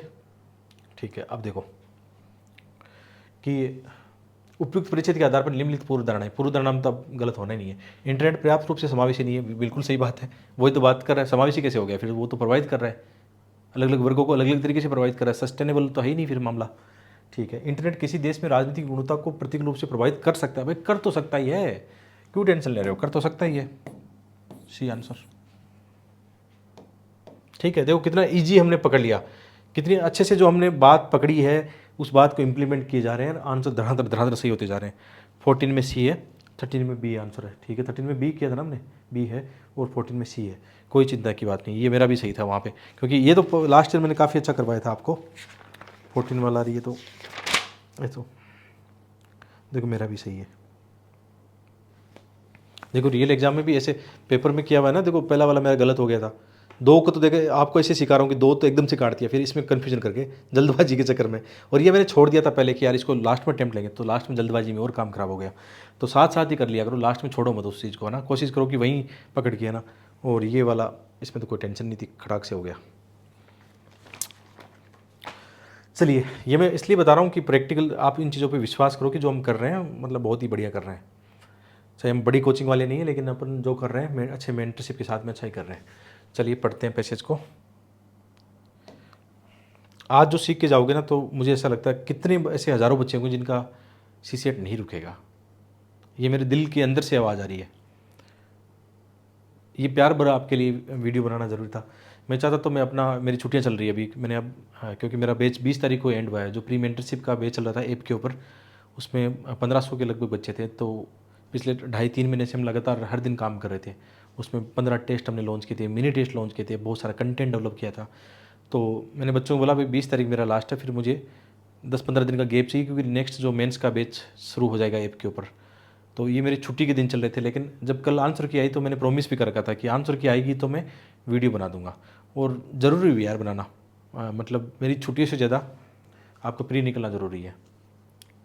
ठीक है, और एक टीचर मेंटर कभी छुट्टी भी जाता ही नहीं वैसे हाँ, कुछ दिन के लिए ज़रूरी है कि वो थोड़ा सा नेक्स्ट बेस से पहले थोड़ा सा अपने आप को तैयार कर ले उन चीज़ों के लिए, क्योंकि अगले जो 6 महीने आने वाले हैं फिर से। और जैसे आप में से जो बच्चे प्री पास करेंगे अभी, है ना, उनके लिए भी सुनहरा मौका है, क्योंकि जो 2026 की तैयारी कर रहे हैं उनके लिए 6 महीने का लाइव बैच चलेगा आंसर राइटिंग का। और जो बच्चे अभी प्री पास करेंगे उनके मैं जुट के काम करूँगा, उनके साथ 24 घंटे काम करूँगा इस बार, क्योंकि 2 महीने मिलेंगे मैं आंसर राइटिंग के लिए, तो उनके साथ लग के काम कर रहा है, उनके आंसर सारे देख रहे हैं मुझे। मैं कोशिश करूँगा एक 2025 के जो मेंस लिखे उन बच्चों के लिए एक 2-2.5 महीने का एक मेंटरशिप का ग्रुप बनाएं, और उसमें टेस्ट सीरीज मतलब ऐसे करें, हर 3-4 दिन में या 7 दिन में टेस्ट सीरीज करें उनकी, और मैं खुद चेक करूँ और उनसे बात करूँ कि देखो यहाँ पे ये इम्प्रूवमेंट हमें चाहिए। तो ऐसा प्लान किया है मैंने, तो आप चिंता मत करना, अकेले नहीं छोड़ रहा हूँ आपको। 2025 की जो मेंस लिखेंगे प्री पास करके आएंगे यहाँ से, लेकिन वो बहुत ज़्यादा नहीं कर पाएंगे, हम 150 बच्चे मैक्सिमम ले पाएंगे, और वो भी ज़्यादातर बच्चे जो अपने साथ यूट्यूब पे जुड़े हुए हैं। मतलब बहुत सारे बच्चे ऑलरेडी, मुझे पता है बहुत सारे बच्चे जो प्री पास करेंगे, उनका कन्फर्म है प्री पास करेंगे। 30-40 बच्चे तो ऑलरेडी हैं वो, क्योंकि वो 2-3 साल से जुड़े हैं और इंटरव्यू भी दे रहे हैं लगातार, तो प्री पास करने के उनकी थोड़ा अनुभव भी रहता है ना। बाकी नए वाले बच्चे जो हमने मेंटरशिप में करवाया, 1500 बच्चों में से बहुत सारे बच्चे मुझे ऐसा लगता है प्री पास करेंगे, तो उनके साथ भी मैं खड़ा हूँ, छोड़ के नहीं जाने वाला हूँ कहीं। और अब ज़्यादा करेंगे, पहले तो चलो मेरे काम आधे वक्त में मैं अपनी पढ़ाई करता था, अपने शेड्यूल रहते थे, आधे समय में फिर आपको पढ़ाता था, अब पूरी तरह से मेंटर, तो अच्छा करेंगे। चलो ये अच्छी बात होगी कि आप प्री पास करो, फिर मैं साथ खड़ा हूँ। ठीक है, आपके इंटरव्यू तक साथ खड़ा हूँ, मुझे पता है इंटरव्यू के लिए भी बहुत कुछ करना पड़ेगा, क्योंकि 4 इंटरव्यू देने से ये तो सीख गया हूँ कि नंबर कम कैसे आते हैं मतलब आपके नहीं आने चाहिए वो कम, जो मेरी कमजोरियाँ हैं, वीकनेस है, या मैंने क्या गलत किया वहाँ पे, मैं एनालिसिस अपना तो कर ही सकता हूँ ना, मैंने कई बार बताया भी है चीज़ों को लेकर। तो इंटरव्यू की चलो बात की बात है, पहले प्री निकाल लेते हैं एक बार। कई बच्चे बोलते हैं एक बार हमारा प्री निकल जाए फिर तो मेंस इंटरव्यू हम फोड़ देंगे, बात तो सही है आपकी, बट उसके लिए भी काम करना पड़ेगा। ओके, तो जब तक बच्चे 8वीं कक्षा में पहुँचते हैं, उनमें से अधिकांश 13 से 15 वर्ष की आयु सीमा में होते हैं। किंतु हमारे देश में 8वीं कक्षा के सभी बच्चों के लगभग 1/4 को सरल पाठ पढ़ने में कठिनाई होती है। हमने जो कौन सा एनजीओ फॉर उनकी रिपोर्ट देखी, उसमें सेम कहानी है, तो वो हेल्प करेगी आपकी। आधे से अधिक बच्चे जो सिंपल कैलकुलेशन होते हैं उनको भी नहीं कर पाते हैं वो, मतलब 8वीं क्लास की बात हो रही है, उनकी उम्र भी इतनी हो गई, तो अब एक भविष्य खतरे में दिखता है ना कि यार ये बच्चे क्या कर पाएंगे, मतलब कैसे रोज़गार, आजकल स्किल का ज़माना है, कोडिंग का ज़माना है, चैट जीपीटी का ज़माना है, तो उसके अंदर वो बच्चे कैसे स्किल प्राप्त करेंगे। तभी तो हमारी नई एजुकेशन पॉलिसी आई कि उसमें ऐसी स्किल की बात की गई है, तो ये उसको बता रहा है। प्रारंभिक स्कूल से प्रत्येक वर्ष लगभग 25 मिलियन युवा लड़के लड़कियां उस जीवन में प्रवेश करते हैं जो अनिवार्य स्कूली शिक्षा के बाद उनके लिए है। 8वीं क्लास के बाद वे कम से कम संगठित क्षेत्र के कार्यबल में तो प्रवेश नहीं कर सकते। देखो इन्होंने भी हाँ बोला इस चीज़ को लेकर, जब तक कि वे 18 वर्ष के नहीं हो जाते, क्योंकि उसमें भी नॉर्मल पढ़ाई और कई सारी चीज़ें सीखनी पड़ती है। अनेक परिवारों के लिए बच्चे स्कूल में इस स्तर तक पहुँचने वाले उनके परिवारों के पहले बच्चे होंगे। माता पिता और बच्चे अपेक्षा करते हैं कि स्कूल से निकले ऐसे स्नातक, ग्रेजुएट, हाई स्कूल और कॉलेज तक जाएंगे, शायद ही कोई वापस कृषि में जाना चाहेगा। नॉर्मल अपने परिवार में ये होता है कि माता पिता तो ये चाहते हैं ना मेरा बेटा पढ़ लिख के अफसर बने, कोई इंजीनियर बने, कोई डॉक्टर बने। वो ये थोड़ी चाहते हैं भाई तुम खेती में काम करोगे। जैसे मेरे माता पिता भी मतलब किसान हैं, तो उन्होंने शुरू से ये कहा था कि बेटा पढ़ लिख के पहले तो अच्छा आदमी बन जाना, और साथ साथ यदि अच्छा अफसर बन पाए तो और बढ़िया बात है, सोने में सुहागा है। मैं अफसर तो नहीं बन पाया लेकिन मैं अफसर बना दूंगा, बहुत सारे अफसर बना दूंगा, ये मैं अपने आप से प्रॉमिस करता हूँ। ये मेरा जीवन का सार होगा। देखना आने वाले वक्त में, आज से 10 साल बाद भी जब हम खड़े होंगे कहीं, तो हालांकि बनाने वाला तो कोई नहीं होता, लेकिन वो इस सेंस में बोल रहा हूँ कि मैं एक एज ए मेंटर, हमारी मेंटरशिप में मतलब बहुत सारे अफसर तैयार होंगे। अब सही गाइडेंस उनको मिलेगा। पहले भी पिछले 3-4 साल से कितने लोगों ने इतने मैसेज किए हैं। जब इस साल मेरा फाइनल रिजल्ट आया, मेरा नहीं हुआ, तो मैं ऐसे IAS IPS ऑफिसर को जानता भी नहीं था। इतने मैसेज आए, मतलब पर्सनल उनको मैं आपके साथ शेयर नहीं कर सकता वो चीज़ें, बट इतने मैसेज आए उनके कि सर आपको नहीं पता, आपके उस समय जो आपने पैसेज पढ़ाया था CSET का, सर मैं 3 बार से मेरा प्री नहीं हो रहा था, मेरा काम बन गया सर, मैं इस साल मतलब उसी साल IAS बन गया था, कोई IPS बन गया। तो मुझे बहुत खुशी है, और ये वीडियो इसीलिए तो पता है मुझे कितने लोगों को नया पार करवाएगा। तो एकदम बढ़िया तरीके से प्रैक्टिकल चीज़ें जो काम आएगी आपकी वो बता रहा हूँ, ठीक है। शायद ही कोई वापस कृषि में जाना चाहेगा। दूसरी ओर शैक्षिक अकादमिक सामर्थ्य में संदर्भ में उनकी योग्यताएं कक्षा 8 की पाठ्यक्रम की अपेक्षाओं के आधार पर भी जितनी भी होनी चाहिए उतनी वो भी नहीं, तो मुश्किल है काम, थोड़ा सा उसको सही करना पड़ेगा जो संकट हमारे सामने है। तो 2 टाइप के क्वेश्चन मैं बार बार बोल रहा हूँ, एक पूर्व धारणा वाला क्वेश्चन आ रहा है, एक सिंपल आ रहा है। तो यहाँ पे क्वेश्चन आया पूर्व धारणा वाला, इसमें सिंपल वाला क्वेश्चन नहीं है क्या, क्वेश्चन नंबर 21 एक ही क्वेश्चन है। हाँ, तो उपयुक्त परीक्षित के आधार पर, अब तो पूर्व धारणा का तो मैं आंख बंद करके आपको सिखा चुका हूँ कि क्या करना है। प्रभावी स्कूली शिक्षा के लिए सरकारों की तुलना में माता पिताओं की भूमिका अधिक है। भाई ये तो कैसे हो सकता है, माता पिता की भूमिका अधिक है? वो तो सारा पाठ्यक्रम, सारा वो शिक्षक, शैक्षणिक जो एकेडमिक क्या बोलते हैं उनको, करिकुलम, बहुत सारी चीज़ों पर डिपेंड है ना। सरकार की भूमिका है, माता पिता सबकी भूमिका है। इसमें क्या लिखा है, सरकारों की तुलना में माता पिता की भूमिका अधिक है।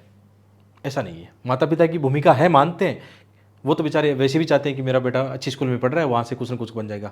कई बार माता पिता निरक्षर होते हैं, उनको पता भी नहीं होता उनका बच्चा क्या सीख रहा है, तो ऐसा नहीं कह सकते मतलब, ठीक है। ऐसा स्कूली पाठ्यक्रम जो आज की अपेक्षा के अनुरूप हो और पूरे देश के लिए एक समान हो, प्रकट की समस्या का समाधान कर सकता है। प्रथम दृष्टया देखोगे आपको लगेगा कि समाधान कर सकता है। पैसेज में किस बात की गई थी, समस्या की बात की गई थी ना, क्या उसका इसमें समाधान है? नहीं है। वो कह रहा है कि ऐसा स्कूली पाठ्यक्रम जो आज की अपेक्षाओं के अनुरूप और पूरे देश के लिए एक समान हो। भाई पूरे देश में एक समान भी हो जाएगा तो भी ये मतलब संकट बहुत मुश्किल रहेगा। एक दृष्टिकोण से कभी कभी ये भूले भटके लग भी रहा है कि सेकंड सही भी हो सकता है। ऐसी स्कूली पाठ्यक्रम जो आज की अपेक्षाओं के अनुरूप हो और पूरे देश के लिए एक समान हो, प्रकट की गई समस्याओं का समाधान कर सकता है। देखो मुझे ऐसा लगता है जब तक जो प्रकट की गई समस्याओं का समाधान को लेकर हम इफेक्टिव कोई पॉलिसी नहीं बनाएंगे, तब तक चाहे आप पाठ्यक्रम एक जैसा कर दो, बहुत मुश्किल हो जाएगा आपके लिए, है ना। तो मुझे तो ये भी गलत लग रहा है। अभी आंसर की देखेंगे।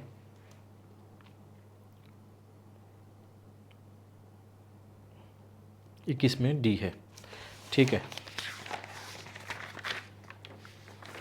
वही तरीका है, कोई दिक्कत वाली बात नहीं। कुछ क्वेश्चन ऐसे सीधे नहीं आएंगे, कई बार फंसाएंगे आपको।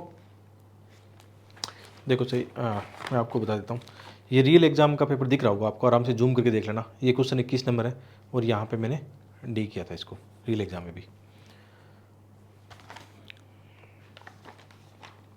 तो वही वही धारणा थी कि वो पकड़ चुके थे, जो पूर्व धारणा की मैं आपसे बात कर रहा हूँ वो पकड़ में आ गई है कि हाँ इनको ऐसा करना चाहिए, ऐसा स्कूली पाठ्यक्रम। और थोड़ी सी किताब में भी हेल्प मिलेगा, जिस समय हमने किताब बनाई थी उसमें क्या लिखा हुआ है, क्यों नहीं होगा, दो गलत होगा, क्योंकि उपयुक्त परिच्छेद को पढ़कर हम ये कह सकते हैं कि लेखक ने इस प्रकार की कोई पूर्व धारणा भी नहीं बनाई है कि एक समान पाठ्यक्रम उपयुक्त समस्या का समाधान कर देगा, ऐसी पूर्व धारणा बनाई भी नहीं है। और उसमें भी लॉजिक लगा सकते हैं कि ऐसा स्कूली पाठ्यक्रम जो आज की अपेक्षा के अनुरूप हो। थोड़ा सा ये भ्रांति डालता है कि आज की रिक्वायरमेंट के हिसाब से थोड़ा सा भ्रांति करके अपने को गलत करा सकता है ये थोड़ा सा, बट बाकी होगा नहीं, वो कोई गारंटी नहीं होगी इस बात की जो ऊपर समस्या बात की गई है। जब तक वो पाठ्यक्रम वो नहीं आएगा ना जिसमें जो समस्या गिनाई गई है,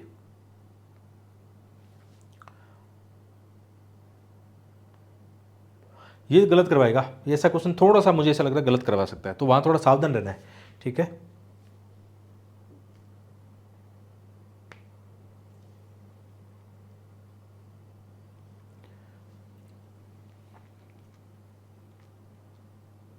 और तो क्या हो सकता है, आप सोचो, थोड़ा थिंकिंग करो इसमें, और क्या तरीका हो सकता है।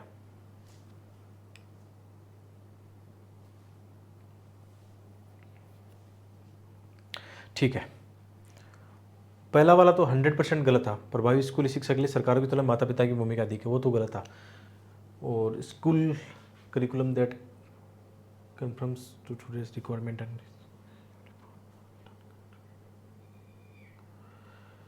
वो थोड़ा सा एक चीज़ और भी लग रही है कि हम देश में अलग अलग क्षेत्र में ये भी तो बात कर सकते हैं, लोगों की अलग अलग जो एजुकेशन सिस्टम है, परिवारों की भूमिका, अलग अलग सरकारें, या अलग अलग वहाँ पे स्किल के मापदंड हो सकते हैं।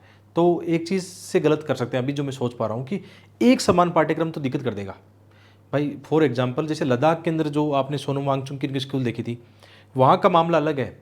वहाँ की स्कूल के अंदर वो सिखाया जाए कि कैसे वो बर्फ़ स्तूपा बनाएंगे, रीजनल जो सोल्यूशन है उनके स्कूलों में वो आए तो ज़्यादा बढ़िया है, ताकि और वहाँ के जो चैलेंजेस है उनका कोई प्रैक्टिकल उनको समाधान सिखाए, ताकि वो बच्चे जब वहाँ से निकले तो उनको रोज़गार मिले, स्किल वाला रोज़गार।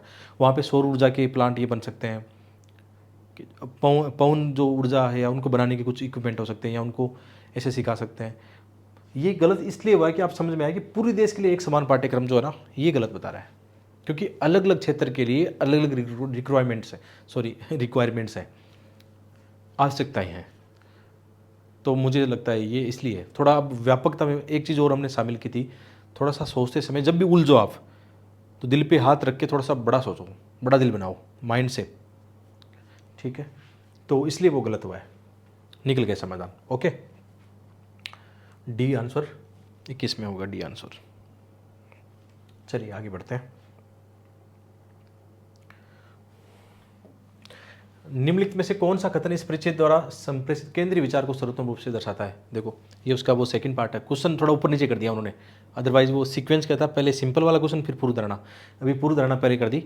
यूपीएससी चाहता थोड़ा मिथक तोड़ दें बच्चे भी थोड़ा परेशान हो जाए, ऐसा कुछ नहीं है, परेशान होने वाले नहीं है बच्चे। अब कौन सा कथन इस परिच्छेद द्वारा संप्रेषित केंद्रीय विचार को सर्वोत्तम रूप से दर्शाता है।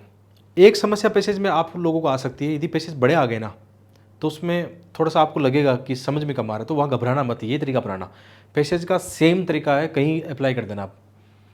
तो इसका केंद्रीय विचार, देश में गरीबी के संपूर्ण उन्मूलन के लिए हमारे स्कूली बच्चों के न्यूनतम प्रदर्शन की समस्या का समाधान होगा। माता पिता और शिक्षकों को मौद्रिक प्रोत्साहन देना बच्चों के शैक्षिक अकादमिक प्रदर्शन में सुधार लाने की एक रणनीति है। मौद्रिक वाली तो ऐसा रणनीति होगी नहीं, उसकी समस्या मौद्रिक वाला नहीं है मामला। उससे क्या हो जाएगा, पैसे दे भी दोगे तो स्किल वगैरह वो कई सारी चीज़ें कैसे गेन करेंगे वो। सार्वजनिक नीति से सुनिश्चित होना चाहिए कि युवाजनों के सामर्थ्य और उपलब्धियां उनकी अपेक्षाओं के अनुरूप हो। जब तक कुछ स्कूल उत्तीर्ण बच्चे स्कूल पास आउट कृषि में वापस नहीं जाएंगे, भारत कृषि में वापस नहीं जाएंगे, तो ये तो वैसे ही नेगेटिव हो गया, कट गया ना। अब बचा ए और सी, देश में गरीबी के संपूर्ण उन्मूलन से हमारे स्कूली बच्चों के, गरीबी ये कोई बात ही नहीं हुई। अब देखो एलिमिनेट करने से आंसर अभी सी निकल के आया मेरा। तो सार्वजनिक नीति से सुनिश्चित होना चाहिए कि युवाजनों के सामर्थ्य और उपलब्धियां उनकी अपेक्षा के अनुरूप हो, यही उसका सार निकल के है। थोड़ा पढ़ने में अटपटा लग सकता है, लेकिन तीन जो ऑप्शन हमने पढ़े हैं एटलीस्ट उनको तो गलत निकाल सकते हैं। 22 में सी आंसर है।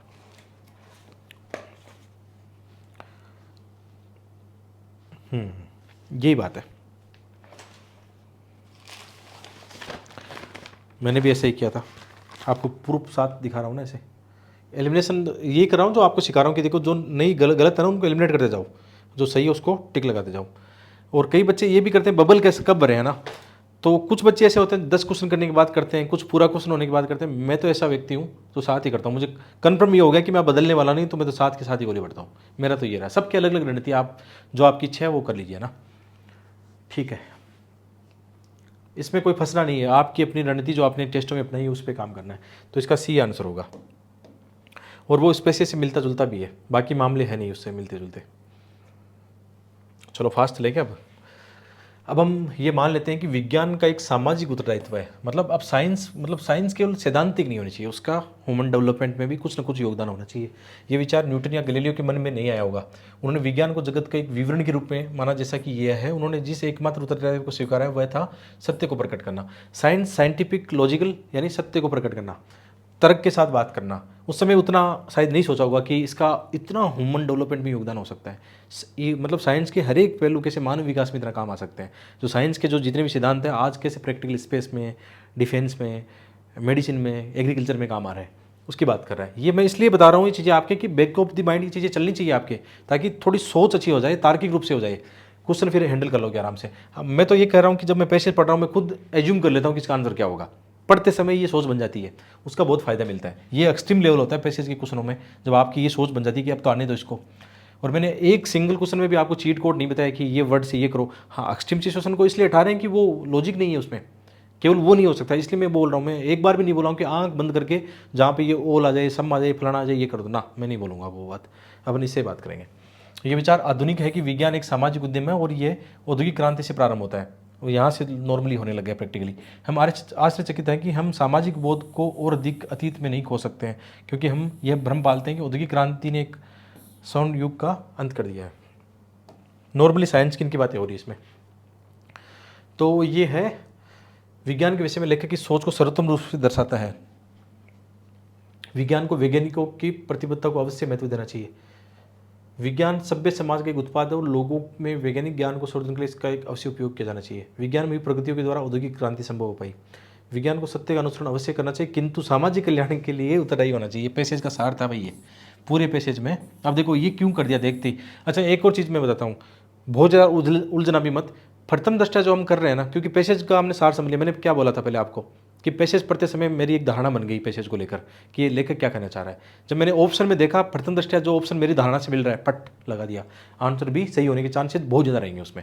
ये मैं आज भी जब आपके लिए बना रहा था, रिसर्च कर रहा था, तो मैंने ये चीज़ वहाँ से सीखी थी कि यार ये तो देखो ऐसा मामला बनता है। तो यही बात चल रही थी ना कि अनुसरण करना चाहिए, वो बात ठीक है आपकी, किंतु सामाजिक कल्याण के लिए होना चाहिए। आंसर डी ही होना चाहिए। 23 में आंसर डी है। ठीक है, ठीक है।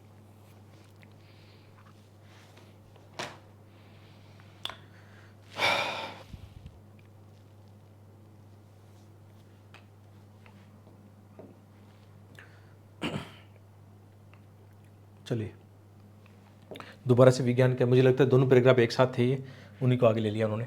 विज्ञान का इतिहास मानव जाति का वास्तविक इतिहास है। ये एक सुक्ति लिखी हुई है, ठीक है।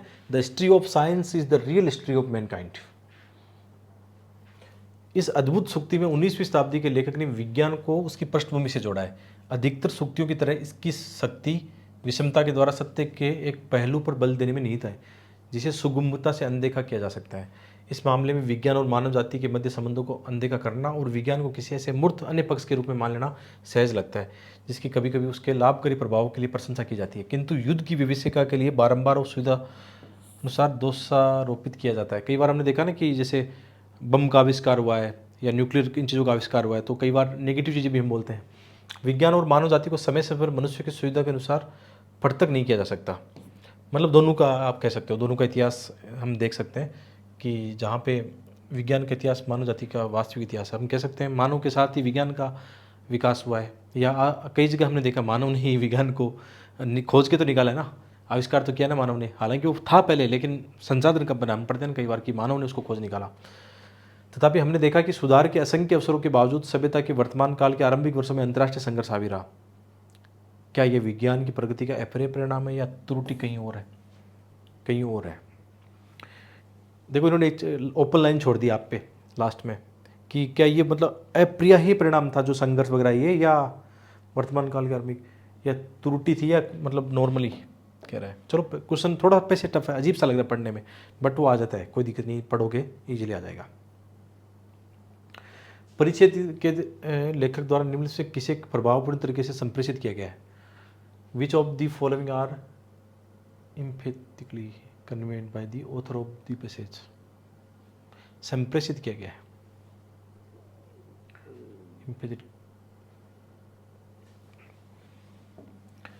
चलो कोई नहीं, प्रभाव समझ आना आराम से।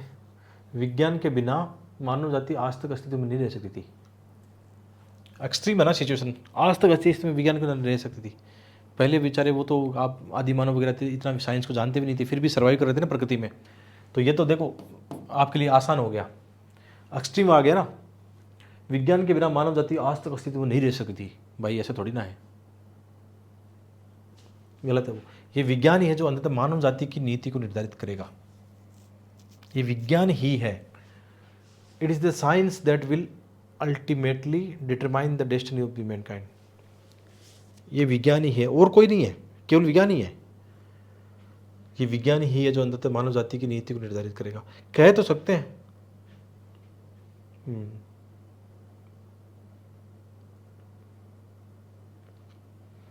ये विज्ञान ही है। It is the science that will ultimately determine the.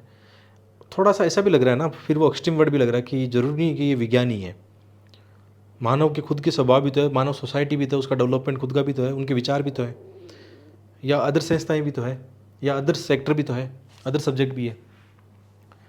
तो इसमें तो कोई डाउट ही नहीं। देखो इस क्वेश्चन को करते समय ऐसे ही करना चाहिए कि अपना एक तो कट ही गया ना, अब अपने को बी और डी में से चूज करना है। थोड़ा सा वाइडली सोचना है। यदि मैं ऐसे सोचूं कि विज्ञान ही है, ऐसा नहीं है। मतलब मेरी तो फीलिंग डी की ओर ही आ रही है। आपकी क्या आ रही है फीलिंग? अभी आंसर चेक करेंगे तब पता लगेगा क्या है इसका आंसर। सही आंसर 31 है ना। देखो मैंने किए थे लेकिन मुझे भी अभी याद नहीं है। मतलब कल शाम को मैंने ये पीपीटी बनाई थी कि सुबह पढ़ाना है, तो अभी तक मैं खुद भी भूल गया हूँ। और मैं जेन्युइन तरीके से अपनी क्षमताएं स्वीकार करता हूँ, गलतियाँ अच्छाइयाँ स्वीकार करता हूँ। तो आप बेफिक्र रहे इसको लेकर। हाँ 31 में डी है, ठीक है। और वो वही रीजन था जो हम डिस्कशन कर रहे थे।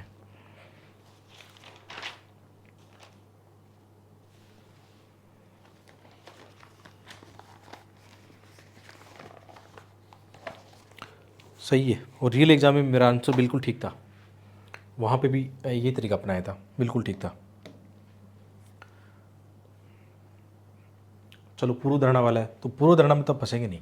आधुनिक जीवन की विविधताएं विज्ञान के प्रगति के अपर्याय परिणाम है। देखो ये आगे ना, वो उसने लास्ट में एक लाइन छोड़ी थी कि वो कुछ मान लो नेगेटिव हो गया, उसका दुरुपयोग हो गया, या अनिवार्य रूप से, वो लास्ट में लाइन बोली थी तो कट जाएगा। मतलब आधुनिक जीवन की विविधताएं विज्ञान की प्रगति के अपर्याय अनिवार्य रूप से परिणाम में तो नहीं है। वही है, केवल विज्ञान वो नहीं है। केवल सत्य के जिस पहलू को अनदेखा किया जा सकता है वह ये है कि विज्ञान वही है जिसे मनुष्य ने बनाया है। ये जरूर मामला थोड़ा लग रहा है। सत्य के जिस पहलू को अनदेखा किया जा सकता है वह ये कि विज्ञान वही है जिसे मनुष्य ने बनाया है। ये एक टफ है भाई। ये जो हम अभी बात कर रहे थे पूर्व धारणा वाली, ये फंस गए इसमें। हम इसको थोड़ा सोचना पड़ेगा। आधुनिक जीवन की विविधताएं विज्ञान की प्रगति के अप्रिय परिणाम है। ये तो गया, मतलब इसकी टेंशन नहीं है। तो जहाँ 50-50 भी आए तो करना तो पड़ेगा, अपने को छोड़ना थोड़ी है, कि चांसेस तो ज़्यादा है ना आपके, केवल एक। और ये तो गया। अब बी और डी में से हम चूज करेंगे। वहाँ मेरे साथ भी ये आता था कि अब मैं थोड़ा सा कैलकुलेशन करूँगा इस पर प्रैक्टिकली, जैसे आप अभी सोच पा रहे हो कि क्या करना है। सत्य के जिस पहलू को अनदेखा किया जा सकता है, respect to truth likely to be overlooked is that science is what man has made it. ऐसा थोड़ी ना है। वह साइंस मतलब यह है कि विज्ञान वही है जिसे मनुष्य ने बनाया है, ऐसा थोड़ी है। विज्ञान तो अपने आप में, मतलब इसको अनदेखा नहीं किया जा सकता इस चीज़ को। मेरे हिसाब से ये भी जाएगा ये। देखते हैं आंसर क्या है बी में, 32 में। नहीं है, इसको सही माना गया यार। इसमें फंस गया हूँ। देखो इसमें जो ऑफिशियल आंसर माना गया है बी माना गया है। थोड़ा सा उलझ गया इसमें। चलो वो तो कम से कम नज़दीक पहुँचे। सत्य के जिस पहलू को अनदेखा किया जा सकता है वह यह है कि विज्ञान वही है जिसे मनुष्य ने बनाया है। थोड़ा सा अलग हटके हो गया। और ये क्वेश्चन मेरा रियल एग्जाम में भी गलत हुआ था, आज भी गलत हुआ है।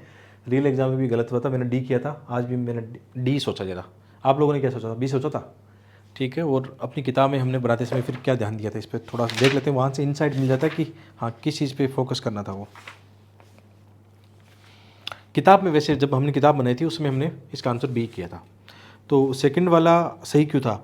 उपयोग परिचित के आधार पर कथन तो सही प्रतीत होता है कि सत्य को जिस पहलू का अनदेखा किया जा सकता है वही है कि विज्ञान वही है जिसे मनुष्य ने बनाया, क्योंकि परिचित में लेखक ने यह लिखा है कि विज्ञान का इतिहास मानव जाति का वास्तविक इतिहास है, अर्थात विज्ञान और मानव जाति का इतिहास साथ साथ चलता आ रहा है, इसलिए विज्ञान को मनुष्य ने नहीं बनाया बल्कि ये दोनों एक दूसरे के साथ। हाँ वो बात सही है, जैसे ये लाइन तो पढ़ ली मैंने, वही है कि विज्ञान वही है जिसे मनुष्य ने बनाया है, मतलब सत्य के जिस पहलू को अनदेखा किया जा सकता है। हाँ ये अब सही है, ये थोड़ा सा भ्रांति पैदा होगी इस लाइन से, ऊपर वाली लाइन से। तो इसका आंसर सही आंसर क्या है? बी है। कुछ मैसेज आएंगे जो कन्फ्यूजन पैदा करेंगे, तो तभी मैंने बोला कि 27 आ रहे हैं तो अपने को तो भाई इतना ही करना है कि 20-22 हो जाए अपने सही, सारे के सारे नहीं भी तो कोई फर्क नहीं पड़ता, 20-22-23 हो जाए। तो सत्य के जिस पहलू को अनदेखा किया जा सकता है, सत्य के जिस पहलू को अनदेखा किया जा सकता है, वैसे ही सही है क्योंकि ये लाइन हम ढंग से आप पढ़ रहे हैं तो अब समझ में आ रहा है कि वो किस बात पे जोर दे रहा है। ये लाइन सही, बट थोड़ा सा दिक्कत हिंदी मीडियम वाले बच्चों को आएगी कि अनुवाद है ना, मैं कह रहा हूँ जैसे नॉर्मली अनुवाद की वजह से थोड़ी भ्रांति पैदा हो जाती है, ये उतना भाव अनुवाद नहीं था इसका लाइन का। ठीक है आगे बढ़ते हैं, इसको कोई दिक्कत नहीं है।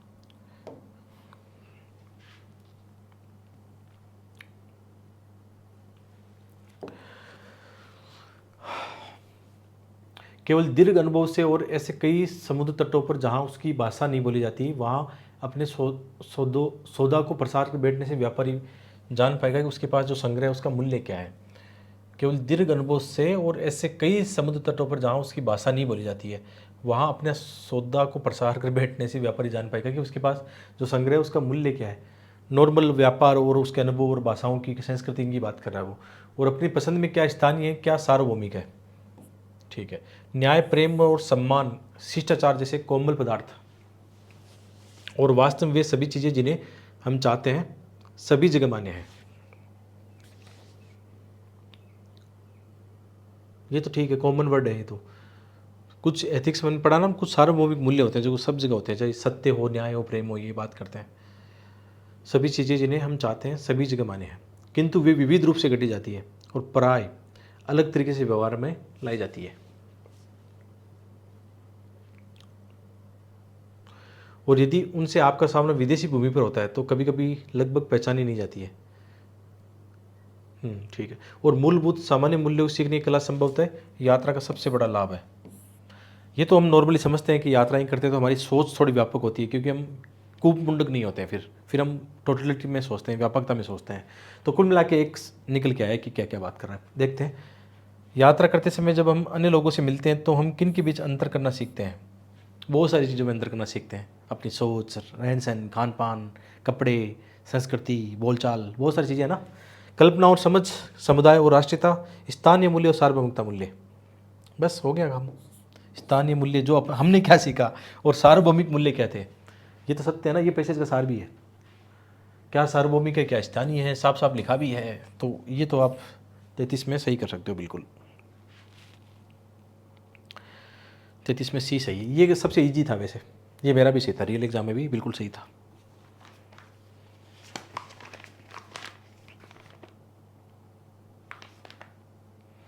देखो यार प्रूफ सामने, आपका मेंटर आपको प्रूफ दिखा रहा है पूरे, मैं तो सच्चाई के साथ ही बोल रहा हूँ। 31 हमने किया, 32 मेरा वहाँ गलत था, मैंने डी किया, तो यहाँ पे भी आज भी गलत हुआ है। देखो वो आदमी की सोच पे भी डिपेंड करता है, या वो मैंने बोला कि उलझा रहा था थोड़ा सा, शब्द शायद नहीं पकड़ पाया मैं उस चीज़ को। और ये तो वाला ईजी था, मतलब 33 वाला ईजी था। तो मेरा भी वहाँ पे मैं ऐसे ही करता हूँ, रियल एग्जाम ब्लैक पेन से वो टिक लगाता हूँ। आप ऐसे कर सकते हो, सीख सकते हो प्रैक्टिकल तरीका कि क्या ये हो सकता है। और ये बाद में नहीं लगाएं, ये हम जब पेपर लेके घर पे आते फिर आंसर किसी में लेते ना कि मेरा ये प्लस है, मेरा प्री हो रहा है नहीं हो रहा है, ये तो सच्चाई वाला है मामला। ठीक है, ये इजी था, मतलब ऐसे क्वेश्चन को छोड़ना नहीं है पैसेज को। आज आपको बहुत प्रैक्टिकल चीज़ें सीखने को मिल रही है यहाँ पे। मैं कोई भ्रांति या झूठा दावा नहीं करूँगा आपके साथ कि मैं 27-28 सारे के सारे करा दूंगा, एक दो तो गलत होंगे भाई।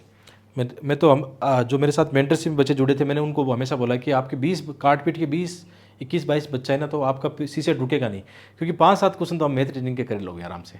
और मैथ रीजनिंग क्यों, ऐसे कई सारे आते हैं जो कथन वाले आते हैं ना, कारकों वाले आते हैं, कथन कारक वाले, ऐसे बहुत सारे क्वेश्चन हैं जिनको आप आराम से कर सकते हो। कुछ लॉजिक चीज़ें होती है उसमें, वो पैसेज वाला मामला उसमें भी लगता है, ध्यान रखना। जो ऐसे बहुत सारे जो क्वेश्चन आते हैं ना, जैसे इसके अंदर दिए हुए हैं बहुत सारे क्वेश्चन है,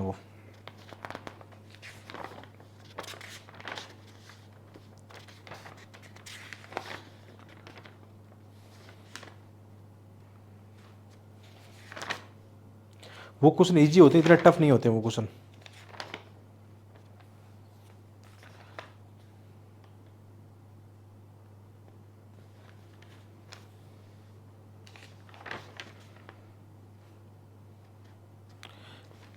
जैसे ये वाले होते हैं ना, ये क्वेश्चन इजी होते हैं। जैसे दो कथन दिए, भारत विश्व का सबसे बड़ा दूध उत्पादक है। एक कथन दिया है कि, है ना, कथन भारत विश्व का सबसे बड़ा दूध उत्पादक है। सेकंड निष्कर्ष दिया है भारत विश्व का सबसे बड़ा दूध निर्यातक है। तो ये तो कैसे कह सकते हैं, कोई गारंटी थोड़ी है उस बात की। जैसे एक कथन दिया है कि भारत विश्व का सबसे बड़ा दूध उत्पादक है, चलो मान लेते हैं कथन है। इसका निष्कर्ष पहला क्या कह रहा है कि भारत विश्व का सबसे बड़ा दूध निर्यातक है, कैसे कह सकते हैं, कट जाएगा। दूसरा वाला, भारत दूध का आयात नहीं करता है, इस स्टेटमेंट को देखे तो कैसे कह सकते हैं आयात करता है नहीं करता, वो तो अलग चीज़ है ना। तो दोनों स्टेटमेंट इसमें गलत हो जाएंगे। 58 देखते हैं आंसर क्या है। देखो 58 में डी।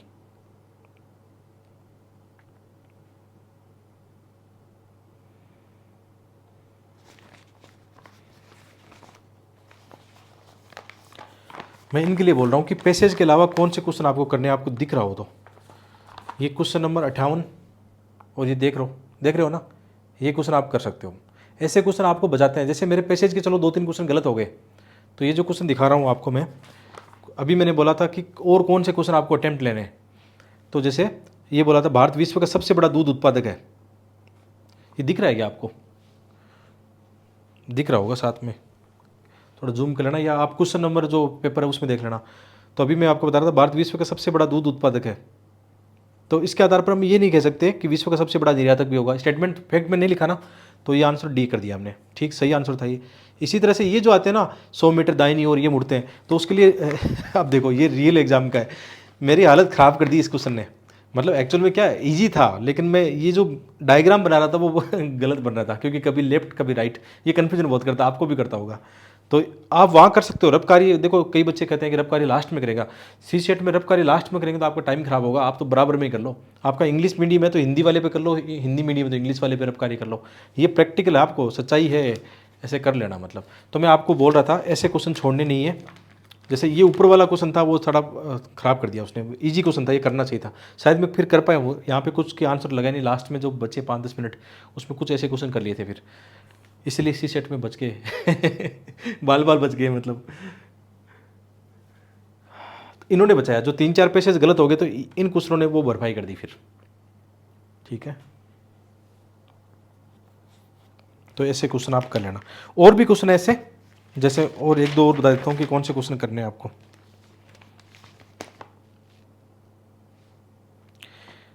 जैसे एक ये क्वेश्चन है, क्वेश्चन दिया कि 60 नंबर क्वेश्चन है, एक प्रश्न दिया गया है जिसमें 2 कथन है। पहला कह रहा है कि सॉफ्टवेयर को डाउनलोड करने में कितने समय की आवश्यकता है। एक सॉफ्टवेयर को डाउनलोड करने के कितने, एक प्रश्न दिया हुआ है, सॉफ्टवेयर को डाउनलोड करने में कितने समय की आवश्यकता है। पहला कथन है सॉफ्टवेयर की साइज 12 मेगाबाइट है। दूसरा कह रहा है स्थानांतरण दर है 2.4 किलोबाइट प्रति सेकंड। तो ये नॉर्मली क्या है, जैसे ये मैंने किया है, वहाँ पे भी ये लगाया था, सी किया था। तो ये दोनों स्टेटमेंट इनका इस्तेमाल हम कर सकते हैं कि वो कितने में, क्योंकि फाइल की साइज़ कितनी है और कितनी दर से फाइल ट्रांसफ़र हो रही है। नॉर्मली हम कितनी फाइलें ट्रांसफ़र करते हैं, आप कई बार करते हो ना कोई भी सॉफ्टवेयर की, जैसे आईफोन के अंदर आप करते हो फाइल ट्रांसफ़र करते हो, या किसी 1-2 मोबाइल से फाइल ट्रांसफ़र करते हो, ब्लूटूथ से करते हो, तो वहाँ पे लिखा था ना कितनी फाइल है, या आपको डाउनलोड करते हो तो उसमें भी लिखा था कि कितनी प्रति सेकंड से हो रहा है। तो हम ये आइडिया तभी तो लगा पाएंगे फाइल कितनी बड़ी है और कितनी सेकंड से वो ट्रांसफर हो रही है। तो दोनों का इस्तेमाल करके तो ये सही था। तो याद रखना पैसेज के अलावा ऐसे क्वेश्चन अब आप ये बात नहीं बोल सकते कि सर मुझे मैथ नहीं आता, मुझे रीजनिंग नहीं आता। ये अच्छी बात है कि हमने ये चीज़ यहाँ डिस्कशन कर ली है। ऐसे क्वेश्चन करना, जब मैंने आपको 3 क्वेश्चन दिखा दिया, देखो मुझे भी मैथ रीजनिंग नहीं आती, मेरा हमेशा समस्या रहती है कि मैथ में दिमाग खराब रहता है। हाँ मैथ नॉर्मली कर लेते हैं, हालांकि हम लोग धुरंधर वो हैं 2013-14 वाले, जब सी सेट की कट ऑफ भी जुड़ती थी, उस समय हमारा सी सेट का स्कोर रहता था 130। मेरा 2015 का स्कोर 130-135 है। 2014 में जब मैंने प्री क्वालिफाई किया था पहली बार, 2014 की बात है, उसमें सी सेट का भी मार्क्स जुड़ा था, उसमें 120 थे मेरे सी सेट का स्कोर। तो इतने बेकार भी नहीं है, क्योंकि उस समय मैथ रीडिंग पढ़ ली हमने, ज़रूरत थी उसकी, ऐसा तो प्री पास नहीं कर पाते। तो ये बातें हैं, तो कर लेना इनको। एक दो क्वेश्चन और बता दूं ऐसा, ताकि प्रैक्टिकली आपकी चीज़ें हेल्प हो जाएगी। आप बोलोगे क्या लेके बैठ गए सर पैसेज के बीच में, ज़रूरी है भाई ये चीज़ें करना।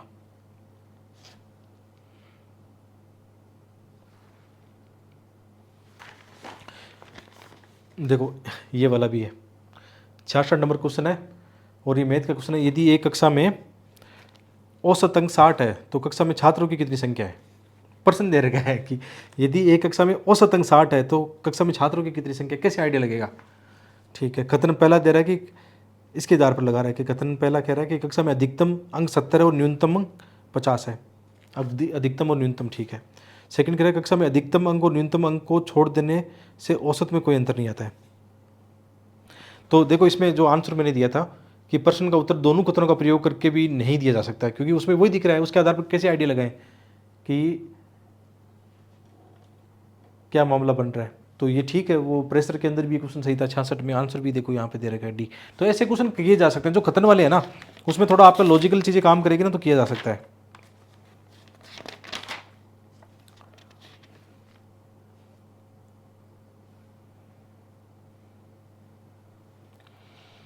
देखो एक और क्वेश्चन निकल के आया, ये भी है ना किया जा सकता है। एक 74 क्वेश्चन है,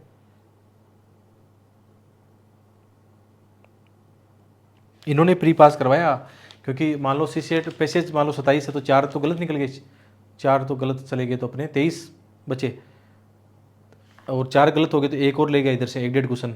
ठीक है, मतलब 22 मान के चलो, 22 काट पीट के 22 क्वेश्चन बच गए पैसेज के ना। चलो वो उसने तो प्री पास करवाया, और फिर अब अपने को चाहिए 5 क्वेश्चन और तो यही क्वेश्चन थे। जैसे एक क्वेश्चन और था कि एक मुख्य कथन है PQRS द्वारा दिया हुआ, इसमें कथन है कि ये निर्माता है फलाना है, तो ये क्वेश्चन भी सही हो गया था। तो ऐसे क्वेश्चन निर्माता वाला ये किए जा सकते हैं, इतने टफ क्वेश्चन तो है नहीं है भाई, इनको किया नहीं जा सकता।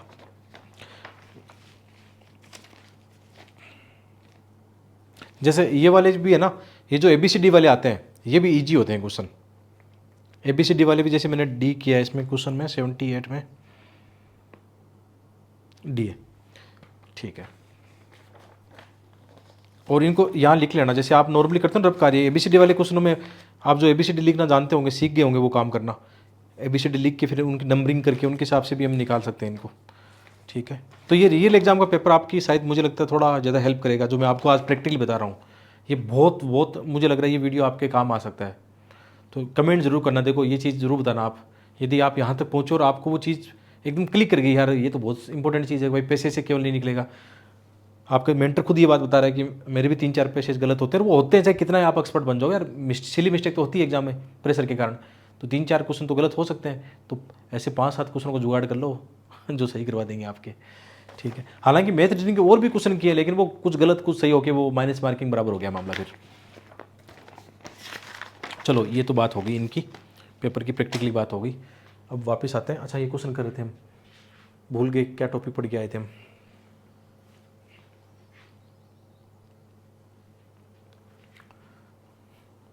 टॉपिक क्या था, यात्रा वाला था ना। ठीक है, उपयुक्त परिच्छेद के संदर्भ में निम्नलिखित पूर्व धारणाएं बनाई गई है। उपयुक्त परिच्छेद के संदर्भ में निम्नलिखित पूर्व धारणाएं बनाई गई है। यात्रा से मनुष्य की समझ विकसित होती है, प्रैक्टिकल बात कर सकते हैं, बिल्कुल समझ विकसित होती है।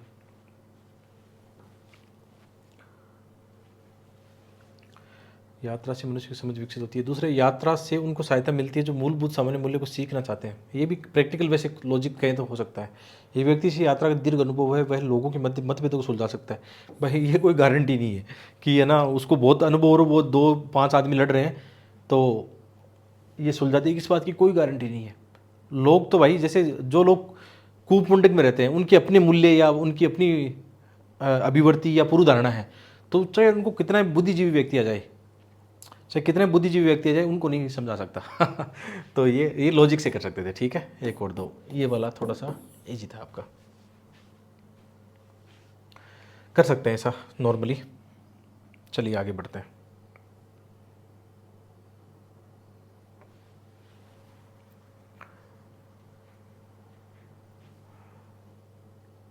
तो मतलब अभी जैसे मैं अभी आपको पढ़ाते समय ये थिंकिंग भी कर रहा हूँ कि जैसे इस पेपर को अभी मैंने आज दोबारा अभी देखा, आपको सामने देखा, पहले मैंने इतना देखा नहीं था पेपर को भी, रियल पेपर को भी, पैसेज वाले देखे कि हाँ मेरे कितने गलत हुए।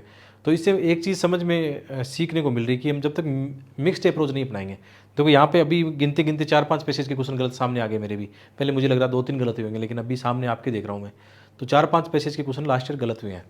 ठीक है, फिर मतलब वही बचा काट पीट के 21-22 क्वेश्चन बचे अपने पैसेज में।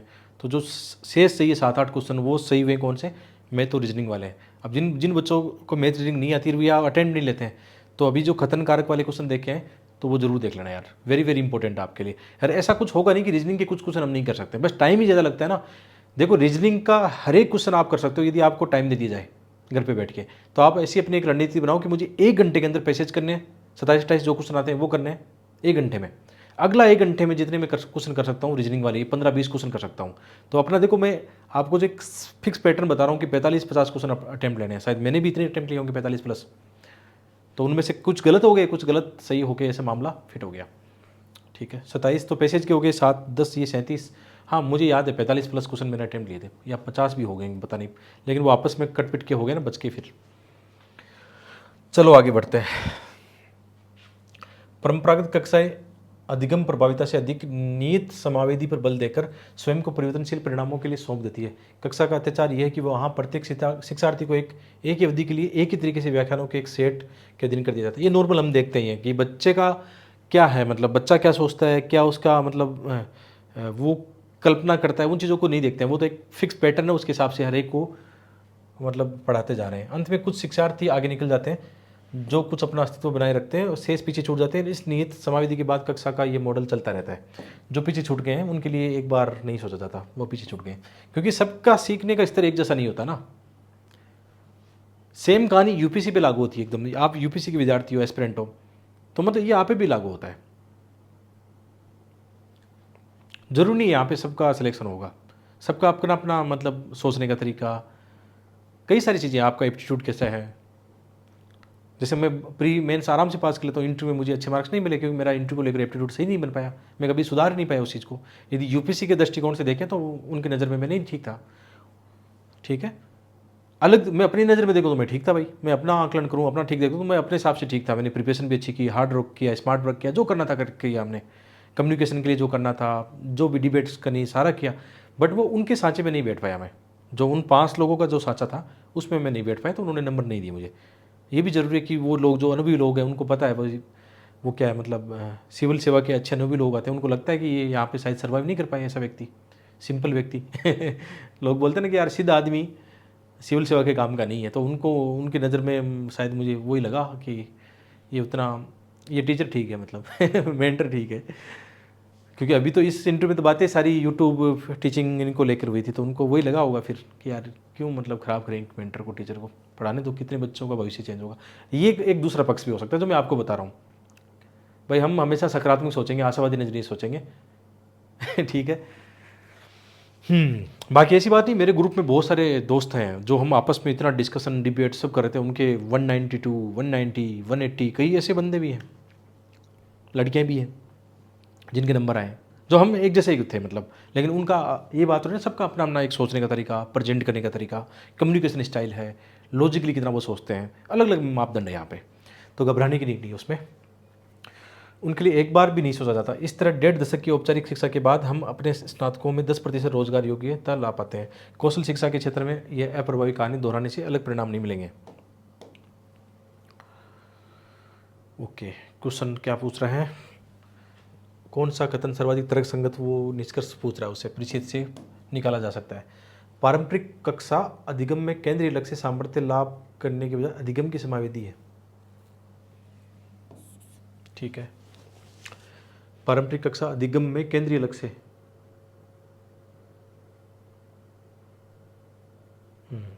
पारंपरिक कक्षाएं सभी के लिए एक समान प्रतिबंध को बढ़ावा देती है और सभी विशिष्टीकरण को समाप्त कर देती है। यही तो लिखा हुआ है, दोनों स्टेटमेंट ठीक ही प्रतीत हो रहे हैं मुझे तो लग रहा है 41 में। ठीक है, नॉर्मल दोनों स्टेटमेंट थे, वो दोनों लग भी रहे थे पैसेज को पढ़ के। सी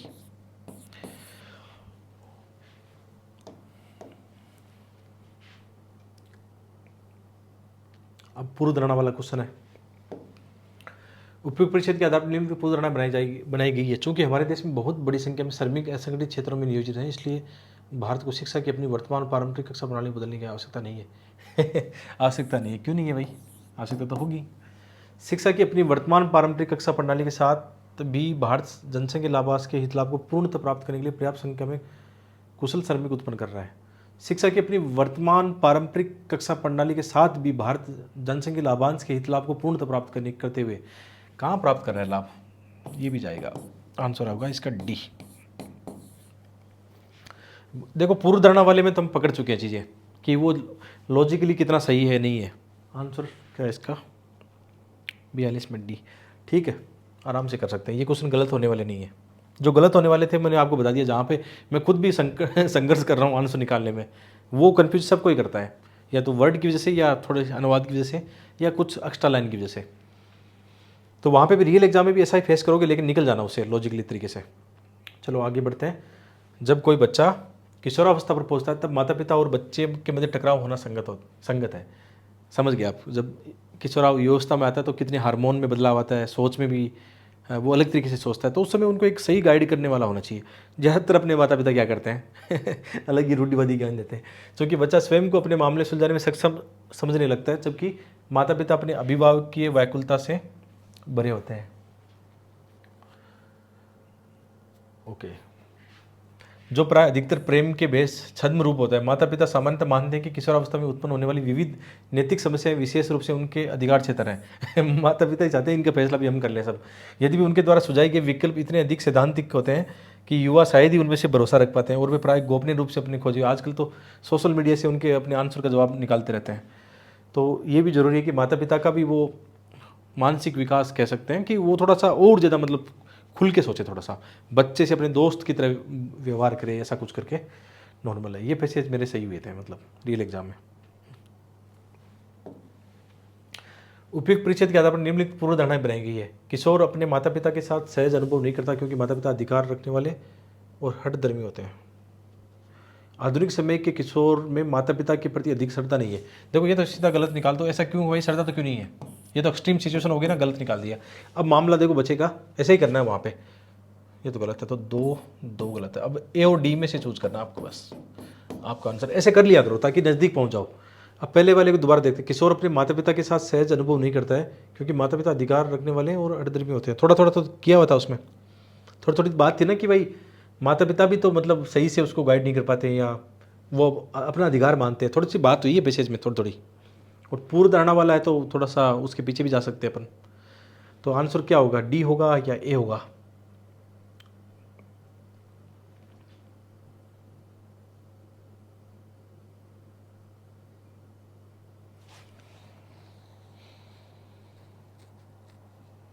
मुझे ए लग रहा है थोड़ा थोड़ा 43 में। ठीक है, ए ही सही है।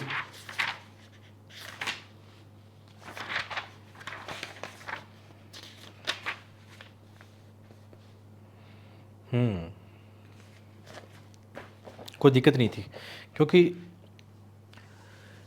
इनकी वो बैक ऑफ द माइंड बात हुई है ना, बट पैसेज के सार की भी थोड़ी बात हुई है। पूर्व धारणा मान सकते हैं लेके कि आराम से। चलो ठीक है, ये सेकंड वाला क्यों हमने गलत निकाला? क्योंकि वो क्या था? एक्सट्रीम सिचुएशन थी। इसी तरीके से हम 44 क्वेश्चन देखते हैं। यहाँ पे देखो, इंग्लिश में भी देखो आप 44 को, हिंदी इंग्लिश दोनों में देखो। चलिए देखते हैं इसको। निम्नलिखित में से कौन सा कथन उपयुक्त परिच्छेद के केंद्रीय विचार को सर्वोत्तम रूप से दर्शाता है? जब बच्चे वयस्क होने की अपनी राह पे होते हैं तो माता पिता सामान्यतः अधिक सहायता नहीं कर सकते हैं। जब बच्चे किशोरावस्था में पहुंचते हैं तो उनके जीवन में माता पिता का हस्तक्षेप अनावश्यक है। भाई अनावश्यक, देखो जरूरी भी है, गाइडेंस भी जरूरी है, तो गलत हो जाएगा ही।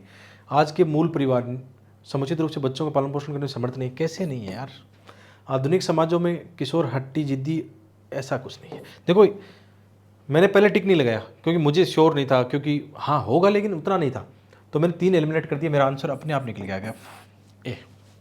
जब बच्चे वयस्क होने की अपनी राह पे होते हैं तो माता पिता सामान्यतः अधिक सहायता नहीं कर सकते।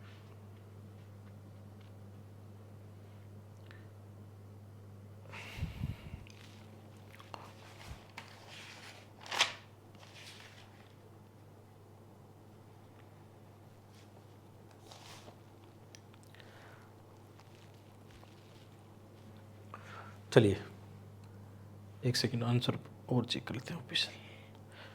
सही है, सही दिशा में हम।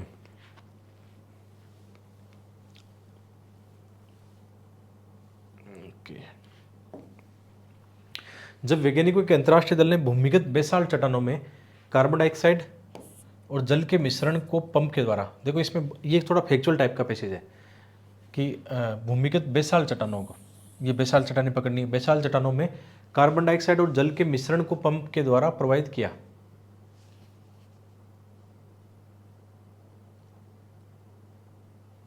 तो मूल रासायनिक प्रक्रिया हुई, अम्लीय मिश्रण ने चट्टानों में विद्यमान कैल्शियम और मैग्नीशियम को घोल दिया। जो पहले देखो इनका अम्ल बना ना, जल और कार्बन डाइऑक्साइड का, और इस मिश्रण ने क्या किया, कैल्शियम और मैग्नीशियम को घोल दिया और चूना पत्थर का निर्माण हुआ। तो एक प्रक्रिया हुई ना वहाँ से निकल के। वैज्ञानिकों ने जोर देकर कहा कि मूल रूप से कार्बन डाइऑक्साइड चट्टान में परिवर्तित हो जाती है। उन्होंने जोर दे की बात की, कार्बन डाइऑक्साइड, भाई यही तो समाधान करना है ग्रीन हाउस गैस में। सबसे बड़ा समस्या तो ये हो रही है ना, और ये क्यों प्रयोग कर रहे हैं ऐसा, छोटी मोटी चीज़ों के लिए थोड़ी कर रहे हैं प्रयोग भाई। कितनी बड़ी, सबसे बड़ी आज की समस्या है जलवायु परिवर्तन, ग्रीन हाउस गैस आज की मानव समाज या आने वाली पीढ़ी के लिए सबसे बड़ा खतरा है। तो ये थोड़ा सा हिंट भी दे रहा है अपने को कि यार ये पैसेज कहीं ना कहीं उसको लेकर बात कर रहे हैं। चलो ये बैक ऑफ द माइंड चलता है, जैसे अभी मेरे चल रहा है माइंड में। अब करते हैं, निम्नलिखित में से कौन सा परिच्छेद में अंतर्निहित सर्वाधिक तर्क संगत, विवेकपूर्ण और व्यवहारिक सुझाव को सर्वोत्तम रूप से दर्शाता है। सुझाव की बात कर रहे हैं। ये भवन निर्माण प्रयोजनों के लिए एक वाणिज्यिक स्तर पर चूना पत्थर उत्पादन करने की सस्ती और व्यवहारिक विधि है। भाई क्यों करेंगे इतनी टेक्नोलॉजी का क्यों करेंगे ये काम? भवन निर्माण के लिए सस्ती टेक्नोलॉजी ऊपर भी मौजूद है हमारे पास, क्यों हम बेसाल्ट में ही जाके रिसर्च इतना करेंगे? इसका उपयोग कार्बन प्रच्छादन, जो कार्बन ये हम पढ़ते हैं उसमें सिक्विस्ट्रेशन, ये तो काफ़ी पढ़ते हैं जीएस में, तो लग रहा है मामला। इस विधि के द्वारा बेसाल्ट चट्टान को कैल्शियम और मैग्नीशियम खनिजों का अच्छा स्रोत बनाया जा सकता है। बनाया तो जा सकता है बनाने को, है ना, नॉर्मली, बट वो उसका सार नहीं था, वो उसका सुझाव नहीं था, व्यवहारिक सुझाव नहीं था वो। इसको निकालो, कार्बन डाइऑक्साइड और जल को मिश्रित करके, वो भी इसका नहीं था। तो आंसर अपना ये निकल गया बी। उसका टारगेट ही ये था कि समस्या कार्बन डाइऑक्साइड ही तो एक समस्या है ना, तो उसका हम समाधान कर सकते हैं। वो जैसे क्या करते हैं, पेड़ पौधे भी तो कार्बन CO2 को लेके वो कार्बन क्या करते हैं, कार्बन स्टॉक करते हैं। उसी तरह से ये मामला बन रहा था इसका। 51 में बी।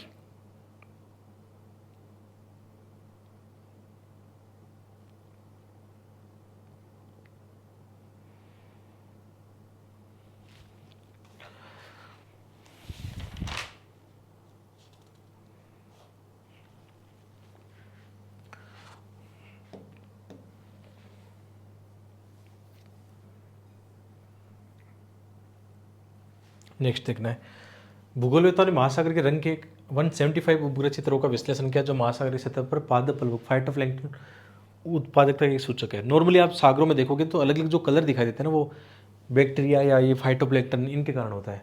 और ये पाया कि विशाल जो आइसबर्ग है दक्षिण महासागर में कार्बन के 20% के भंडारण के लिए उतर आई है। शोधकर्ताओं ने पता लगाया कि विशाल जो हिम ये जो होते हैं ग्लेशियर या आइसबर्ग जो होते हैं से पिघला हुआ जल, जिसमें लौह व अन्य पोषक तत्व होते हैं, अब तक की अप्रत्याशित रूप से उच्च स्तरीय पादप वृद्धि में सहायक है। तो ये पारितंत्र का बड़ा पार्ट है, ये पारितंत्र का है। मतलब आपको इतना समझ में आ गया ना पैसेज किसका है, तो उससे भी आपको रिलीफ मिल जाएगा काफ़ी। तो क्वेश्चन क्या है, क्वेश्चन है 52। उपयुक्त परिच्छेद के आधार पर निम्नलिखित पूर्ण धारणा बनाई गई है। विशाल पलावी हिमशैल दक्षिण महासागर की प्राथमिक उत्पादकता खाद्य श्रृंखलाओं का प्रभाव डाल सकते हैं। खुद लिखा है उसने, विशाल पलावी हिमशैलों के पिघलने से जलवायु परिवर्तन प्रभाव उत्पन्न हो सकते हैं और विश्व में मत्स्य हो सकते हैं। क्यों नहीं हो सकता? उसके अंदर कार्बन 20% बोल रहा है स्टॉक है, तो फिर वो पैदा कर सकते हैं। तो आंसर सी ही होगा, इसमें टेंशन की कोई बात ही नहीं है, बाउंड में सी ही होगा। ठीक है, ये तो हम इतना कन्फर्म से कह सकते हैं। कुछ पैसेज तो ऐसे हैं, देखो 20 पैसेज तो ऐसे हो गए जो एकदम धड़ाक से उड़ाएंगे उनको, 20-22 हो जाएंगे ऐसे। ठीक है, जो मैंने भी गलतियाँ की चॉइस में, वो आज सीखी है मैंने कि ऐसी गलतियाँ नहीं करनी चाहिए थी। वहाँ 4-5 क्वेश्चन गलत, आप गलत नहीं होंगे, वो आपके गलत नहीं होंगे, तभी ये वीडियो मतलब सार्थकता रहेगी इसकी। आगे क्या है, विकास की प्रक्रिया ने मक्का से पोषित होने वाली इलियों कैटरपिलर को एक अद्वितीय क्षमता प्रदान की है कि वे पौधे को कीट परभक्षियों के विरुद्ध उसकी प्रतिरक्षा को निष्क्रिय करने के लिए प्रेरित कर सकती है। ऐसा केमिकल इनमें होता है। इससे इलियों को अधिक खाने और तेजी से वृद्धि करने में भी सहायता मिलती है। अदरवाइज वो पेड़ पौधों में क्या होता है, खुद में भी ऐसी क्षमताएं होती है कि वो कीट जो ये कीट भक्षी होती है इनको भगा सकते हैं वो। इस प्रभाव को उत्पन्न करने वाला कारक इल्ली का मल या कीटमल है। ये खोज कवक, फंजाई अथवा जीवाणु बैक्टीरिया जैसे रोगजनक पैथोजन के प्रति पौधों की अनुक्रिया संबंधी यौगिकों को प्रकाश डाल सकते हैं। ये पूरा सार क्या कहता है कि हमने इससे कुछ सीखा है। और याद रखना, जब भी ऐसा कोई क्वेश्चन आए तो उस पर ना व्यापकता में आपको सोचना है, कि बहुत होलिस्टिक में सोचना है कि इस स्टडी का क्या इम्पैक्ट हो सकता है हमारी पारितंत्र या सस्टेन डेवलपमेंट इनको लेकर। ऐसे क्वेश्चनों में बस एक ही ध्यान रखना, सोच को व्यापक कर लेना, आपका सही आंसर निकल के आएगा। जैसे इसका क्वेश्चन जो आया है, निम्नलिखित में से कौन सा कथन परिचय द्वारा संप्रेषित सर्वाधिक तर्कसंगत विवेकपूर्ण व्यवहारिक संदेश है। तो किसान अपने खेतों में बागानों में इल्लियों का उपयोग करने के लिए कर सकते हैं। वो नहीं है पैसेज का जो मेन चाहिए अपने को क्रक्स। ये खोज नैदानिक रूप से उपयोगी प्रतिसूक्ष्म जीव और यौगिकों को विकास में सहायता कर सकती है। थोड़ा सा कर सकती है, मैं भी देखते हैं। ये खोज जैविक पारिस्थितिक रूप से साधारण कीटनाशी दवाइयों पेस्टिसाइड के विकास में सहायता कर सकती है। इलियों को अनुवांशिक रूप से रूपांतरित किया जा सकता है ताकि उन्हें अन्य, ये तो कोई अनुवांशिक रूपांतरण की बात नहीं है। अब दो ऑप्शन आपके पास है, बेस्ट चूज कर लेना। बेस्ट का मतलब यहाँ जब आप जैसे कई बच्चे ये मैसेज करते हैं ना कि सर हम दो तो एलिमिनेट करते हैं, दो में फंसाते हैं। तो जहाँ पे भी फंसो याद करना अपनी व्यापक वाली सोच को कि इन दोनों में से व्यापक कौन सा है। व्यापक मतलब उसके अंदर सब कुछ आ जाए। पहला वाला कि ये खोज जो है उपयोगी प्रतिसूक्ष्म जीव यौगिक को विकास में सहायता कर सकती है, करने को कर सकती है, मे भी इसमें नॉर्मल स्टेटमेंट भी है जैसे हम करते हैं कि यार एक्सट्रीम नहीं है। दूसरा वाला ये खोज जैविक पारिस्थितिक रूप से साधारण नहीं। अब सोचो पारितंत्र के अंदर क्या नहीं आ जाएगा, ये भी आ जाएगा। सेकंड वाला भी पारितंत्र में आ जाएगा। तो ये ऐसे क्वेश्चन करते इसमें मेरी सोच हमेशा ये रहती है कि मैं थोड़ा व्यापक वाले की तरफ जाऊँ। मुझे नहीं पता सही गलत क्या होगा, बात की बात है, बट जब ऐसा करते हैं तो अनुभव मिलता है कि यार सही है वो। अब हमें आंसर देखना 53 में सी सही है क्या, बिल्कुल सही है। ये मैंने पहले भी आपको बहुत बार बताई ये बात कि हमेशा व्यापकता में सोचना आपको आपकी। इसीलिए मैंने पैसेज कराते समय आपको ये बोला था कि जो बच्चे मैच्योर हैं, लॉजिकल वे में सोचते हैं, व्यापकता में सोचते हैं, वो एग्ज़ाम पास करते हैं। ऐसा मैंने रियल में भी देखा है। यहाँ पे बहुत सारे बच्चों का 99% बच्चे व्यवहार अच्छा करते हैं। कई बच्चे 1% ऐसे होते हैं जो मतलब अजीब सा व्यवहार करते हैं। तो मैं उनको ये बोलता हूँ, उनको डांटता नहीं हूँ, उनको नॉर्मली ये बोलता हूँ कि यार चलो कोई बात नहीं, आप मुझे भला बुरा कह सकते हो, कोई बात नहीं, आप मुझे मेरे पर नेगेटिव कमेंट कर सकते हो, कोई फ़र्क नहीं पड़ता, बट यार ये आपको आगे बढ़ने से रोकेगा। इस बात को समझो भाई। मैं एक मेंटर हूँ, टीचर हूँ, तो मेरे लिए तो आप सब इक्वल हो। कई बार जैसे हम लाइव क्लास पे लेते हैं या मैं यूट्यूब पे भी देखता हूँ, ऐसे मतलब 100 कमेंट में से एक कमेंट आता है ऐसा। 99% बच्चे ठीक है सही पॉजिटिव कमेंट करते हैं, बट 1% बच्चे कमेंट करते हैं। तो मैं हमेशा जब भी उनसे कई बार चैटिंग होती है, बात होती है, तो मैं हमेशा उनको बोलता हूँ कोई बात नहीं, आप मुझे कह सकते हो, आपका अधिकार है, मैं रोक नहीं सकता उस बात को। बट मुझे एक खतरा ये दिखता है कि जो आप अचीव करना चाहते हो आने वाले वक्त में, कल को एक अच्छे सिविल सेवक बनोगे, एक अच्छे इंसान बनोगे, तो यार ये उसमें दिक्कत कर सकता है। मतलब मैं ये तो नहीं बोल सकता हूँ कि तुम बन नहीं पाओगे, वो मेरा अधिकार नहीं है कहने का। आप में क्षमता ही है तो आप बन जाओगे। कई बार ऐसा होता है नेगेटिव सोच वाले भी बन जाते हैं, कोई भी हो सकता है वो, लेकिन ये ज़रूरी नहीं कि हाँ, लेकिन जो नेगेटिव सोच सुधार लेते हैं वो बन जाते हैं। इसमें ये मैं ये बोलूँगा कि है ना, नकारात्मकता मतलब आपको प्रभावित तो करती है हर जगह। तो पॉजिटिव सोच है ना मतलब ज़रूरी है। जैसा हम सार बोलते हैं ना, सकारात्मकता का मतलब अंतर आता है। और थोड़ा सा वही सोचना है कि मैच्योर बनना है और थोड़ा व्यापकता में सोचना है। केवल एक पहलू को देख के किसी का आंकलन मत करो। किसी की कई बार ये भी होता है कि लोग यहाँ पे सफलता भी देखते हैं कि कौन टीचर जो पढ़ा रहा है सफल है, कौन टीचर एग्जाम पास नहीं करता है या फाइनल उसका सिलेक्शन नहीं होता है, उसका भी आंकलन होता है। ऐसा आंकलन कभी मत करो। मैं अपने लिए भी नहीं बोल रहा हूँ, बहुत सारे अच्छे टीचर ऐसे हैं जिन्होंने यूपीएससी एग्जाम दी नहीं है, वो आज अच्छी साइंस पढ़ाते हैं, अच्छी इकोनॉमिक्स पढ़ाते हैं। कभी भी ऐसा आंकलन मत करो कि उन्होंने एग्जाम दी या नहीं दी, या जैसे कोई किसी का फाइनल सिलेक्शन हुआ नहीं। यार टीचर होता है, मेंटर होता है। हाँ, लेकिन इस चीज़ का थोड़ा ये फ़र्क पड़ता है कि आपका मेंटर कितना अनुभवी है, मतलब उसका फ़र्क पड़ता है। बट जो सब्जेक्ट विशेषज्ञ होते हैं जो आपकी हेल्प करते हैं, तो उनकी क्यों आलोचना करना भाई, वो आपकी तो हेल्प ही कर रहे हैं ना। जस्ट ये इसलिए बोल रहा हूँ कि इन चीज़ों के लिए ज़रूरी हो। बाकी आइस बनना नहीं बनना वो तो आपके हाथ में है, ऊपर वाले के हाथ में, ऊपर वाले का आशीर्वाद है बस। ऊपर वाला अपने को कहाँ ले जाना चाहता है, ये सत्य है, मतलब इसमें कोई शक नहीं है।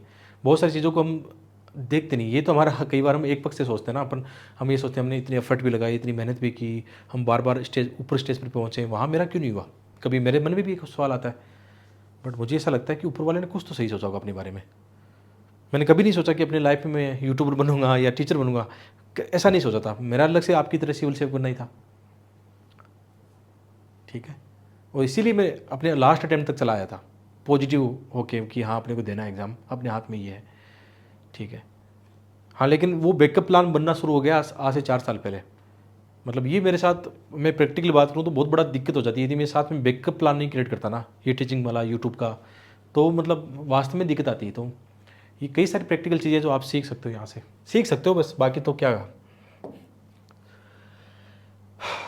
एक मजबूत लोकतंत्र में वास्तविकता चाहे वह कितनी भी असुविधाजनक क्यों ना हो, राजनीतिक नेताओं के भाषण और दावों के अन्य सामाजिक रूप हो, दोनों में इसकी अभिव्यक्ति होती है। मीडिया में और मीडिया द्वारा इसके प्रसार के साथ साथ विमर्शी लोकतंत्र में इसकी तर्कपूर्ण अभिव्यक्ति दोनों के माध्यम से वास्तविकता का अस्तित्व पारदर्शी होना चाहिए। एक आदर्श रूप में जिम्मेदार मीडिया पर अपने संचार प्रभाव के माध्यम से वास्तविकता की अंतर्वस्तु को बिना विकृत किए प्रसारित करने की जिम्मेदारी होती है।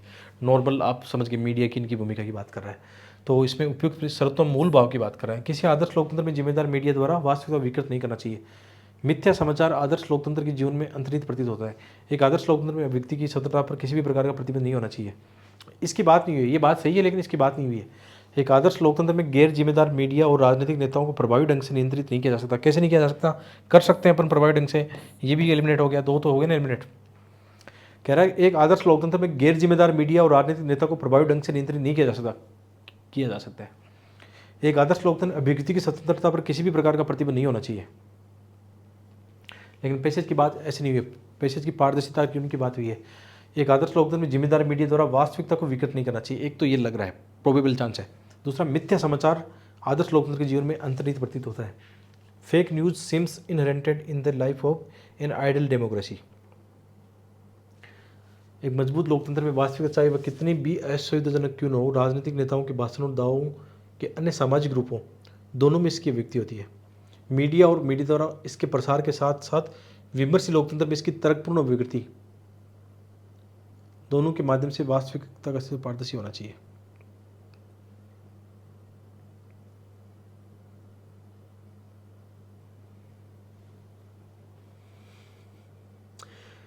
Responsible media should note, responsible media, देखो पैसे जो चल रहा है ना मीडिया वगैरह का ज़्यादा चल रहा है, तो मेरा रुझान एक की तरफ आ रहा है, 61 में एक की तरफ आ रहा है। 61 में वही बात हो रहा है ना कि हम इन, चलो दो तो निकाल दिया हमने। सेकंड वाला, मिथ्या समाचार आदर्श लोकतंत्र के जीवन में अंतर्निहित प्रतीत होता है, ऐसा कह नहीं सकते, या फिर वो उतनी बात नहीं, बात अपनी मीडिया की बात है ना, ये मीडिया जिम्मेदार मीडिया की बात कर रहा है, ज़्यादातर पारदर्शी होना चाहिए उनकी बात कर रहा है। तो थोड़ा सा रखो कॉन्फिडेंस और मारो आराम से।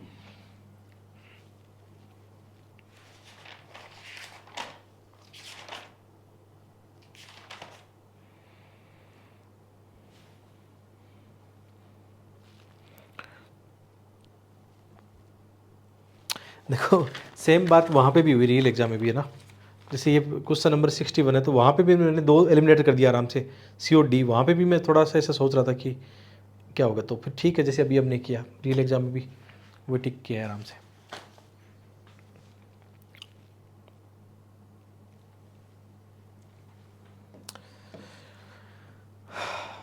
चलो नेक्स्ट पेसेज देख लो आप।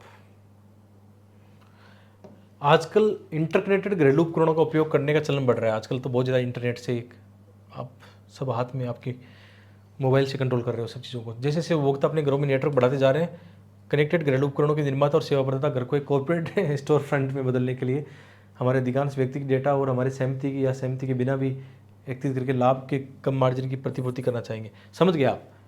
अब भाई हम सब कुछ अपने डाटा सोशल मीडिया पे तो वो अपने अकॉर्डिंग प्लान बनाते हैं, हमें चिपकाते हैं और हम चिपक भी जाते हैं। कॉर्पोरेट विक्रेताओं के पास उपकरण स्वामियों की क्रय आवश्यकताओं और प्राथमिकताओं को समझने के लिए उपभोक्ता व्यवहार और अवलोकन करने तो प्रभावशाली प्रोत्साहन होंगे। सिंपल पैसेज है वैसे, ज़्यादा टफ नहीं लगेगा ही। निम्नलिखित में कौन सा कथन परिचित में अंतर्निहित सर्वाधिक तर्कसंगत, उसकी बात कर रहा है, व्यवहारिक संदेश उनको बता रहा है। पूर्व धारणा वाला तो अब समस्या नहीं ना आपके, वो तो हमने कर लिया है, काफ़ी बातें कर ली है, ठीक है। तो ये कर रहा है, उपभोक्ता व्यवहार की जानकारी के परिणाम स्वरूप विनिर्माण सेक्टर में और अधिक पूंजीगत व्यय होगा। कोई जरूरी थोड़ी ऐसा होगा, कोई गारंटी थोड़ी ना है ऐसा होगा। उपभोक्ता व्यवहार की जानकारी वाणिज्य और व्यापार की वृद्धि को प्रेरित करती है और इस प्रकार देश के समग्र आर्थिक विकास में सहायता करता है। समग्र आर्थिक विकास में सहायता करता है, इसकी भी कोई गारंटी नहीं है। हो सकता है विदेशी कंपनियां हो, उनको फायदा हो, अपने देश को नहीं हो, ऐसा कुछ भी हो सकता है। एक इंटरग्रेट उपकरण घरेलू उपभोक्ता को बहुत सी सुख सुविधाएं देते हैं और जीवन की समग्र गुणवत्ता में सुधार करते हैं। ये कोई जरूरी नहीं है समग्र गुणवत्ता में सुधार करें, नुकसान भी तो कर सकते हैं ना। अब देखो मैं तीनों को काटता आया हूँ, मेरा आंसर डी बच गया। अब मैं एक बार चेक कर लेता हूँ कि डी श्योर है कि नहीं। इंटरग्रेटेड उपकरणों को सुरक्षा जोखिम हो सकती है और घरेलू उपभोक्ताओं को निजता प्राइवेसी जोखिम हो सकती है। बस ये तो लॉजिकल था मामला, ठीक था। 62 में डी, ये इजी था वैसे सबसे। मैंने पहले बोला था कि इजी था, पैसेज का सार था इसमें, 3 को निकाल दिया हमने। याद रखना एलिमिनेशन अपनाना, डायरेक्ट करने की कोशिश मत करना। कई लोग कहते हैं कि सर हम बिना पैसेज पढ़े कर लेते हैं। भाई तुम धुरंधर हो, लेकिन जब रिजल्ट आता है तो पता चलता है बाद में क्या हालत होती है ना। सबके सब स्मार्ट नहीं हो सकते ना, इतना बिना पढ़े ही कर लेते हैं क्या? कर लो भाई, इतने स्मार्ट तो आपका टाइम बचेगा, फिर कर लेते हैं भाई। कुछ बिड़ले होते हैं ऐसे, मैं उनकी भी आलोचना नहीं करूँगा। चलो इसको करो। हरित विकास की बात करें, हरित विकास में पर्यावरणीय सैद्धारणता और गरीब और आरक्षित वर्गों के लिए उपलब्ध पर्यावरणीय संसाधन पड़ने वाले प्रभावों के संबंध में विकास रणनीति पर पुनर्विचार करना शामिल है। सही समझ गए आप। ग्रीन इसकी इकोनॉमी की इनकी बात करें, ग्रीन ग्रोथ की बात करें तो सस्टेनेबल उनकी बात करेगा। विकास पर पुनर्विचार करते समय हमें संसाधनों की कमी वाले विश्व की वर्तमान वास्तविकता पर ध्यान केंद्रित करने की आवश्यकता है। यदि हमें आर्थिक गतिरोध या ऐसे विश्व से बचना जिसमें गरीबी के सागर में केवल एक छोटा सा अभिजात वर्ग ही समृद्धि का आनंद लेने में सक्षम है, तो संसाधन गहन और विशेष रूप से ऊर्जा गहन प्रक्रियाओं को अधिक दक्ष और संसाधन मितव्ययी विकास रणनीतियों के लिए। कुल मिला के आप इसको आंसर समझ में आया होगा कि सस्टेनेबल डेवलपमेंट इनकी बात कर रहा है। वो आंसर सही होगा जो व्यापकता में सोच रहा है। पहले आइडिया लग जाता है। देखो मैंने क्वेश्चन नहीं देखे, आंसर नहीं देखा है मैंने, ठीक है, लेकिन मैंने आपको पहले ही बता दिया कि ऐसे पैसेज में क्या होता है, थोड़ा टोटलिटी में सोचना, व्यापकता में सोचना, बहुआयामी से सोचना, थोड़ा दिमाग को खुला रखना, कहने का मतलब है। निम्नलिखित में कौन सा कथन उपयुक्त परिच्छेद के मूल भाव को सर्वोत्तम रूप से दर्शाता है? पर्यावरणीय सदृढ़ता जीडीपी में वृद्धि की उच्च दर प्राप्त करने के लिए हमारे उद्देश्य के लिए अहित कर रहा है। पर्यावरणीय सदृढ़ता ऐसा देखते हैं, तीव्र आर्थिक विकास और परिणाम में पर्यावरणीय निम्नीकरण के बिना गरीबी उन्मूलन संभव नहीं है। ये थोड़ी होता है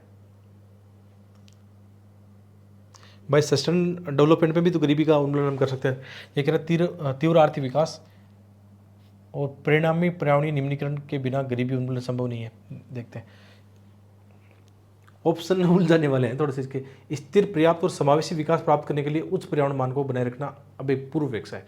देखो यार, दिल की आवाज़ जना सुनते हैं तो ऐसा ही मामला बन जाता है, वो आ जाता है। जैसे मैंने आपको पहले बोला, थोड़ा व्यापकता में सोचेंगे तो बाकी जैसे ये गलत हो जाएंगे। अब पर्यावरणीय साधारणता जीडीपी में वृद्धि की उच्च दर प्राप्त करने के लिए हमारे उद्देश्य के लिए अहित कर, ना ऐसा नहीं है, ये भी कट जाएगा। और लास्ट वाला देखते हैं, आज के विश्व की वृद्ध जनसंख्या, व्यापक गरीबी और सीमित संसाधनों की होती है, पर्यावरणीय निम्नीकरण को रोका नहीं जा सकता। क्यों नहीं रोका जा सकता? 63 में सी ही होगा। कॉन्फिडेंस से बोलो, बिल्कुल सी ही होगा है। तो नेक्स्ट पैसेज देखते हैं। धर्म और विज्ञान से भिन्न काव्य पूर्ण सत्यों में कोई विश्वास या उसकी अपेक्षा नहीं करता है। धर्म और विज्ञान से भिन्न काव्य पूर्ण सत्यों में से कोई विश्वास या उसकी अपेक्षा नहीं करता है। जो शक्तियाँ या व्यक्ति ये दावा करते हैं कि उनकी मुट्ठी में पूर्ण सत्य हैं, वे अधिनायकीय या निरंकुश हो जाते हैं। ठीक है। सत्य सामान्यतः किसी भी विरोधाभास या कमियों को स्वीकार नहीं करता है। ये एकात्मक है, इसलिए ये काव्य के लिए अधिक उपयोगी नहीं है। काव्य जीवन और अस्तित्व की बहुलता पर अटल रहता है। शायद ये काव्य यथार्थता का अनुसरण करता है जो बहुल, देशकाल, दोषयुक्त या विरोधाभास से पूर्ण है। शायद काव्य यथार्थता का अनुसरण करता है जो बहुल, देशकाल, दोषयुक्त, विरोधाभास से पूर्ण है। इंपॉर्टेंट लाइन है। सत्य की निरंकुशता की तुलना में काव्य लोकतांत्रिक यथार्थता का पक्षधर बना हुआ है। सत्ता, धन और पद के दम के विपरीत काव्य विनम्रता और अवज्ञा दोनों को प्रस्तुत करता है। चलो आंसर देखते हैं। क्वेश्चन क्या पूछा है? निम्नलिखित में कौन सा कथन उपयुक्त परिचय द्वारा संप्रेषित सर्वाधिक तर्कसंगत और विवेकपूर्ण संदेश को सर्वोत्तम रूप से दर्शाता है? ये काव्य ही है, न कि विज्ञान या धर्म जो मनुष्य में कमियों को पहचानती है। ऐसा तो बात नहीं हुई है उसमें। सत्य विज्ञान या धर्म के माध्यम से प्रकट होता है, ये जरूरी नहीं कि उनके माध्यम से प्रकट हो। थोड़ा बहुत लिखा है, लेकिन थोड़ा बहुत ये है, लेकिन वो सार नहीं है उसका। तर्कसंगत संदेश वगैरह जो सब बोलते हैं वो नहीं है। काव्य रोमानी, काल्पनिक है और भावना के विषय में, जबकि विज्ञान मतलब ये भी उतना नहीं है। हिंसा, निरंकुशता या कट्टरता की दुनिया में काव्य गतिशील विरोध का एक रूप है। इनको क्यों गलत कर रहे हैं हम, क्योंकि इनको एलिमिनेशन करते आ रहे हैं। फिर बच रहा है एक, ये थोड़ा टफ है, मतलब इतना आसान नहीं था। और मैं रियल एग्जाम में बताऊं तो अपना मैंने डी लगाया था, इसमें डी सही किया था उस समय, वो ही आया था कि हाँ, क्योंकि ऊपर वाले जो है ना उतना नहीं बन रहे थे, ऊपर वाले 3 स्टेटमेंट एलिमिनेट वाले हो रहे हैं। ये थोड़ा सा आपको परेशान कर सकता है नॉर्मली, अपने उतने साँचे में बैठता नहीं। हिंसा, निरंकुशता और कट्टरता की दुनिया में काव्य गतिशील विरोध का एक रूप है। हिंसा, निरंकुशता, कट्टरता की दुनिया में काव्य गतिशील विरोध का एक रूप है।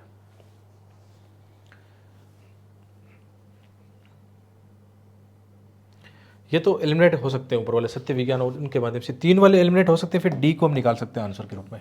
इसके अलावा पैसेज का एक और क्वेश्चन है जो यहाँ पे लगा नहीं पाया था मैं, ठीक है, इतने कर लिए हम, काफ़ी है।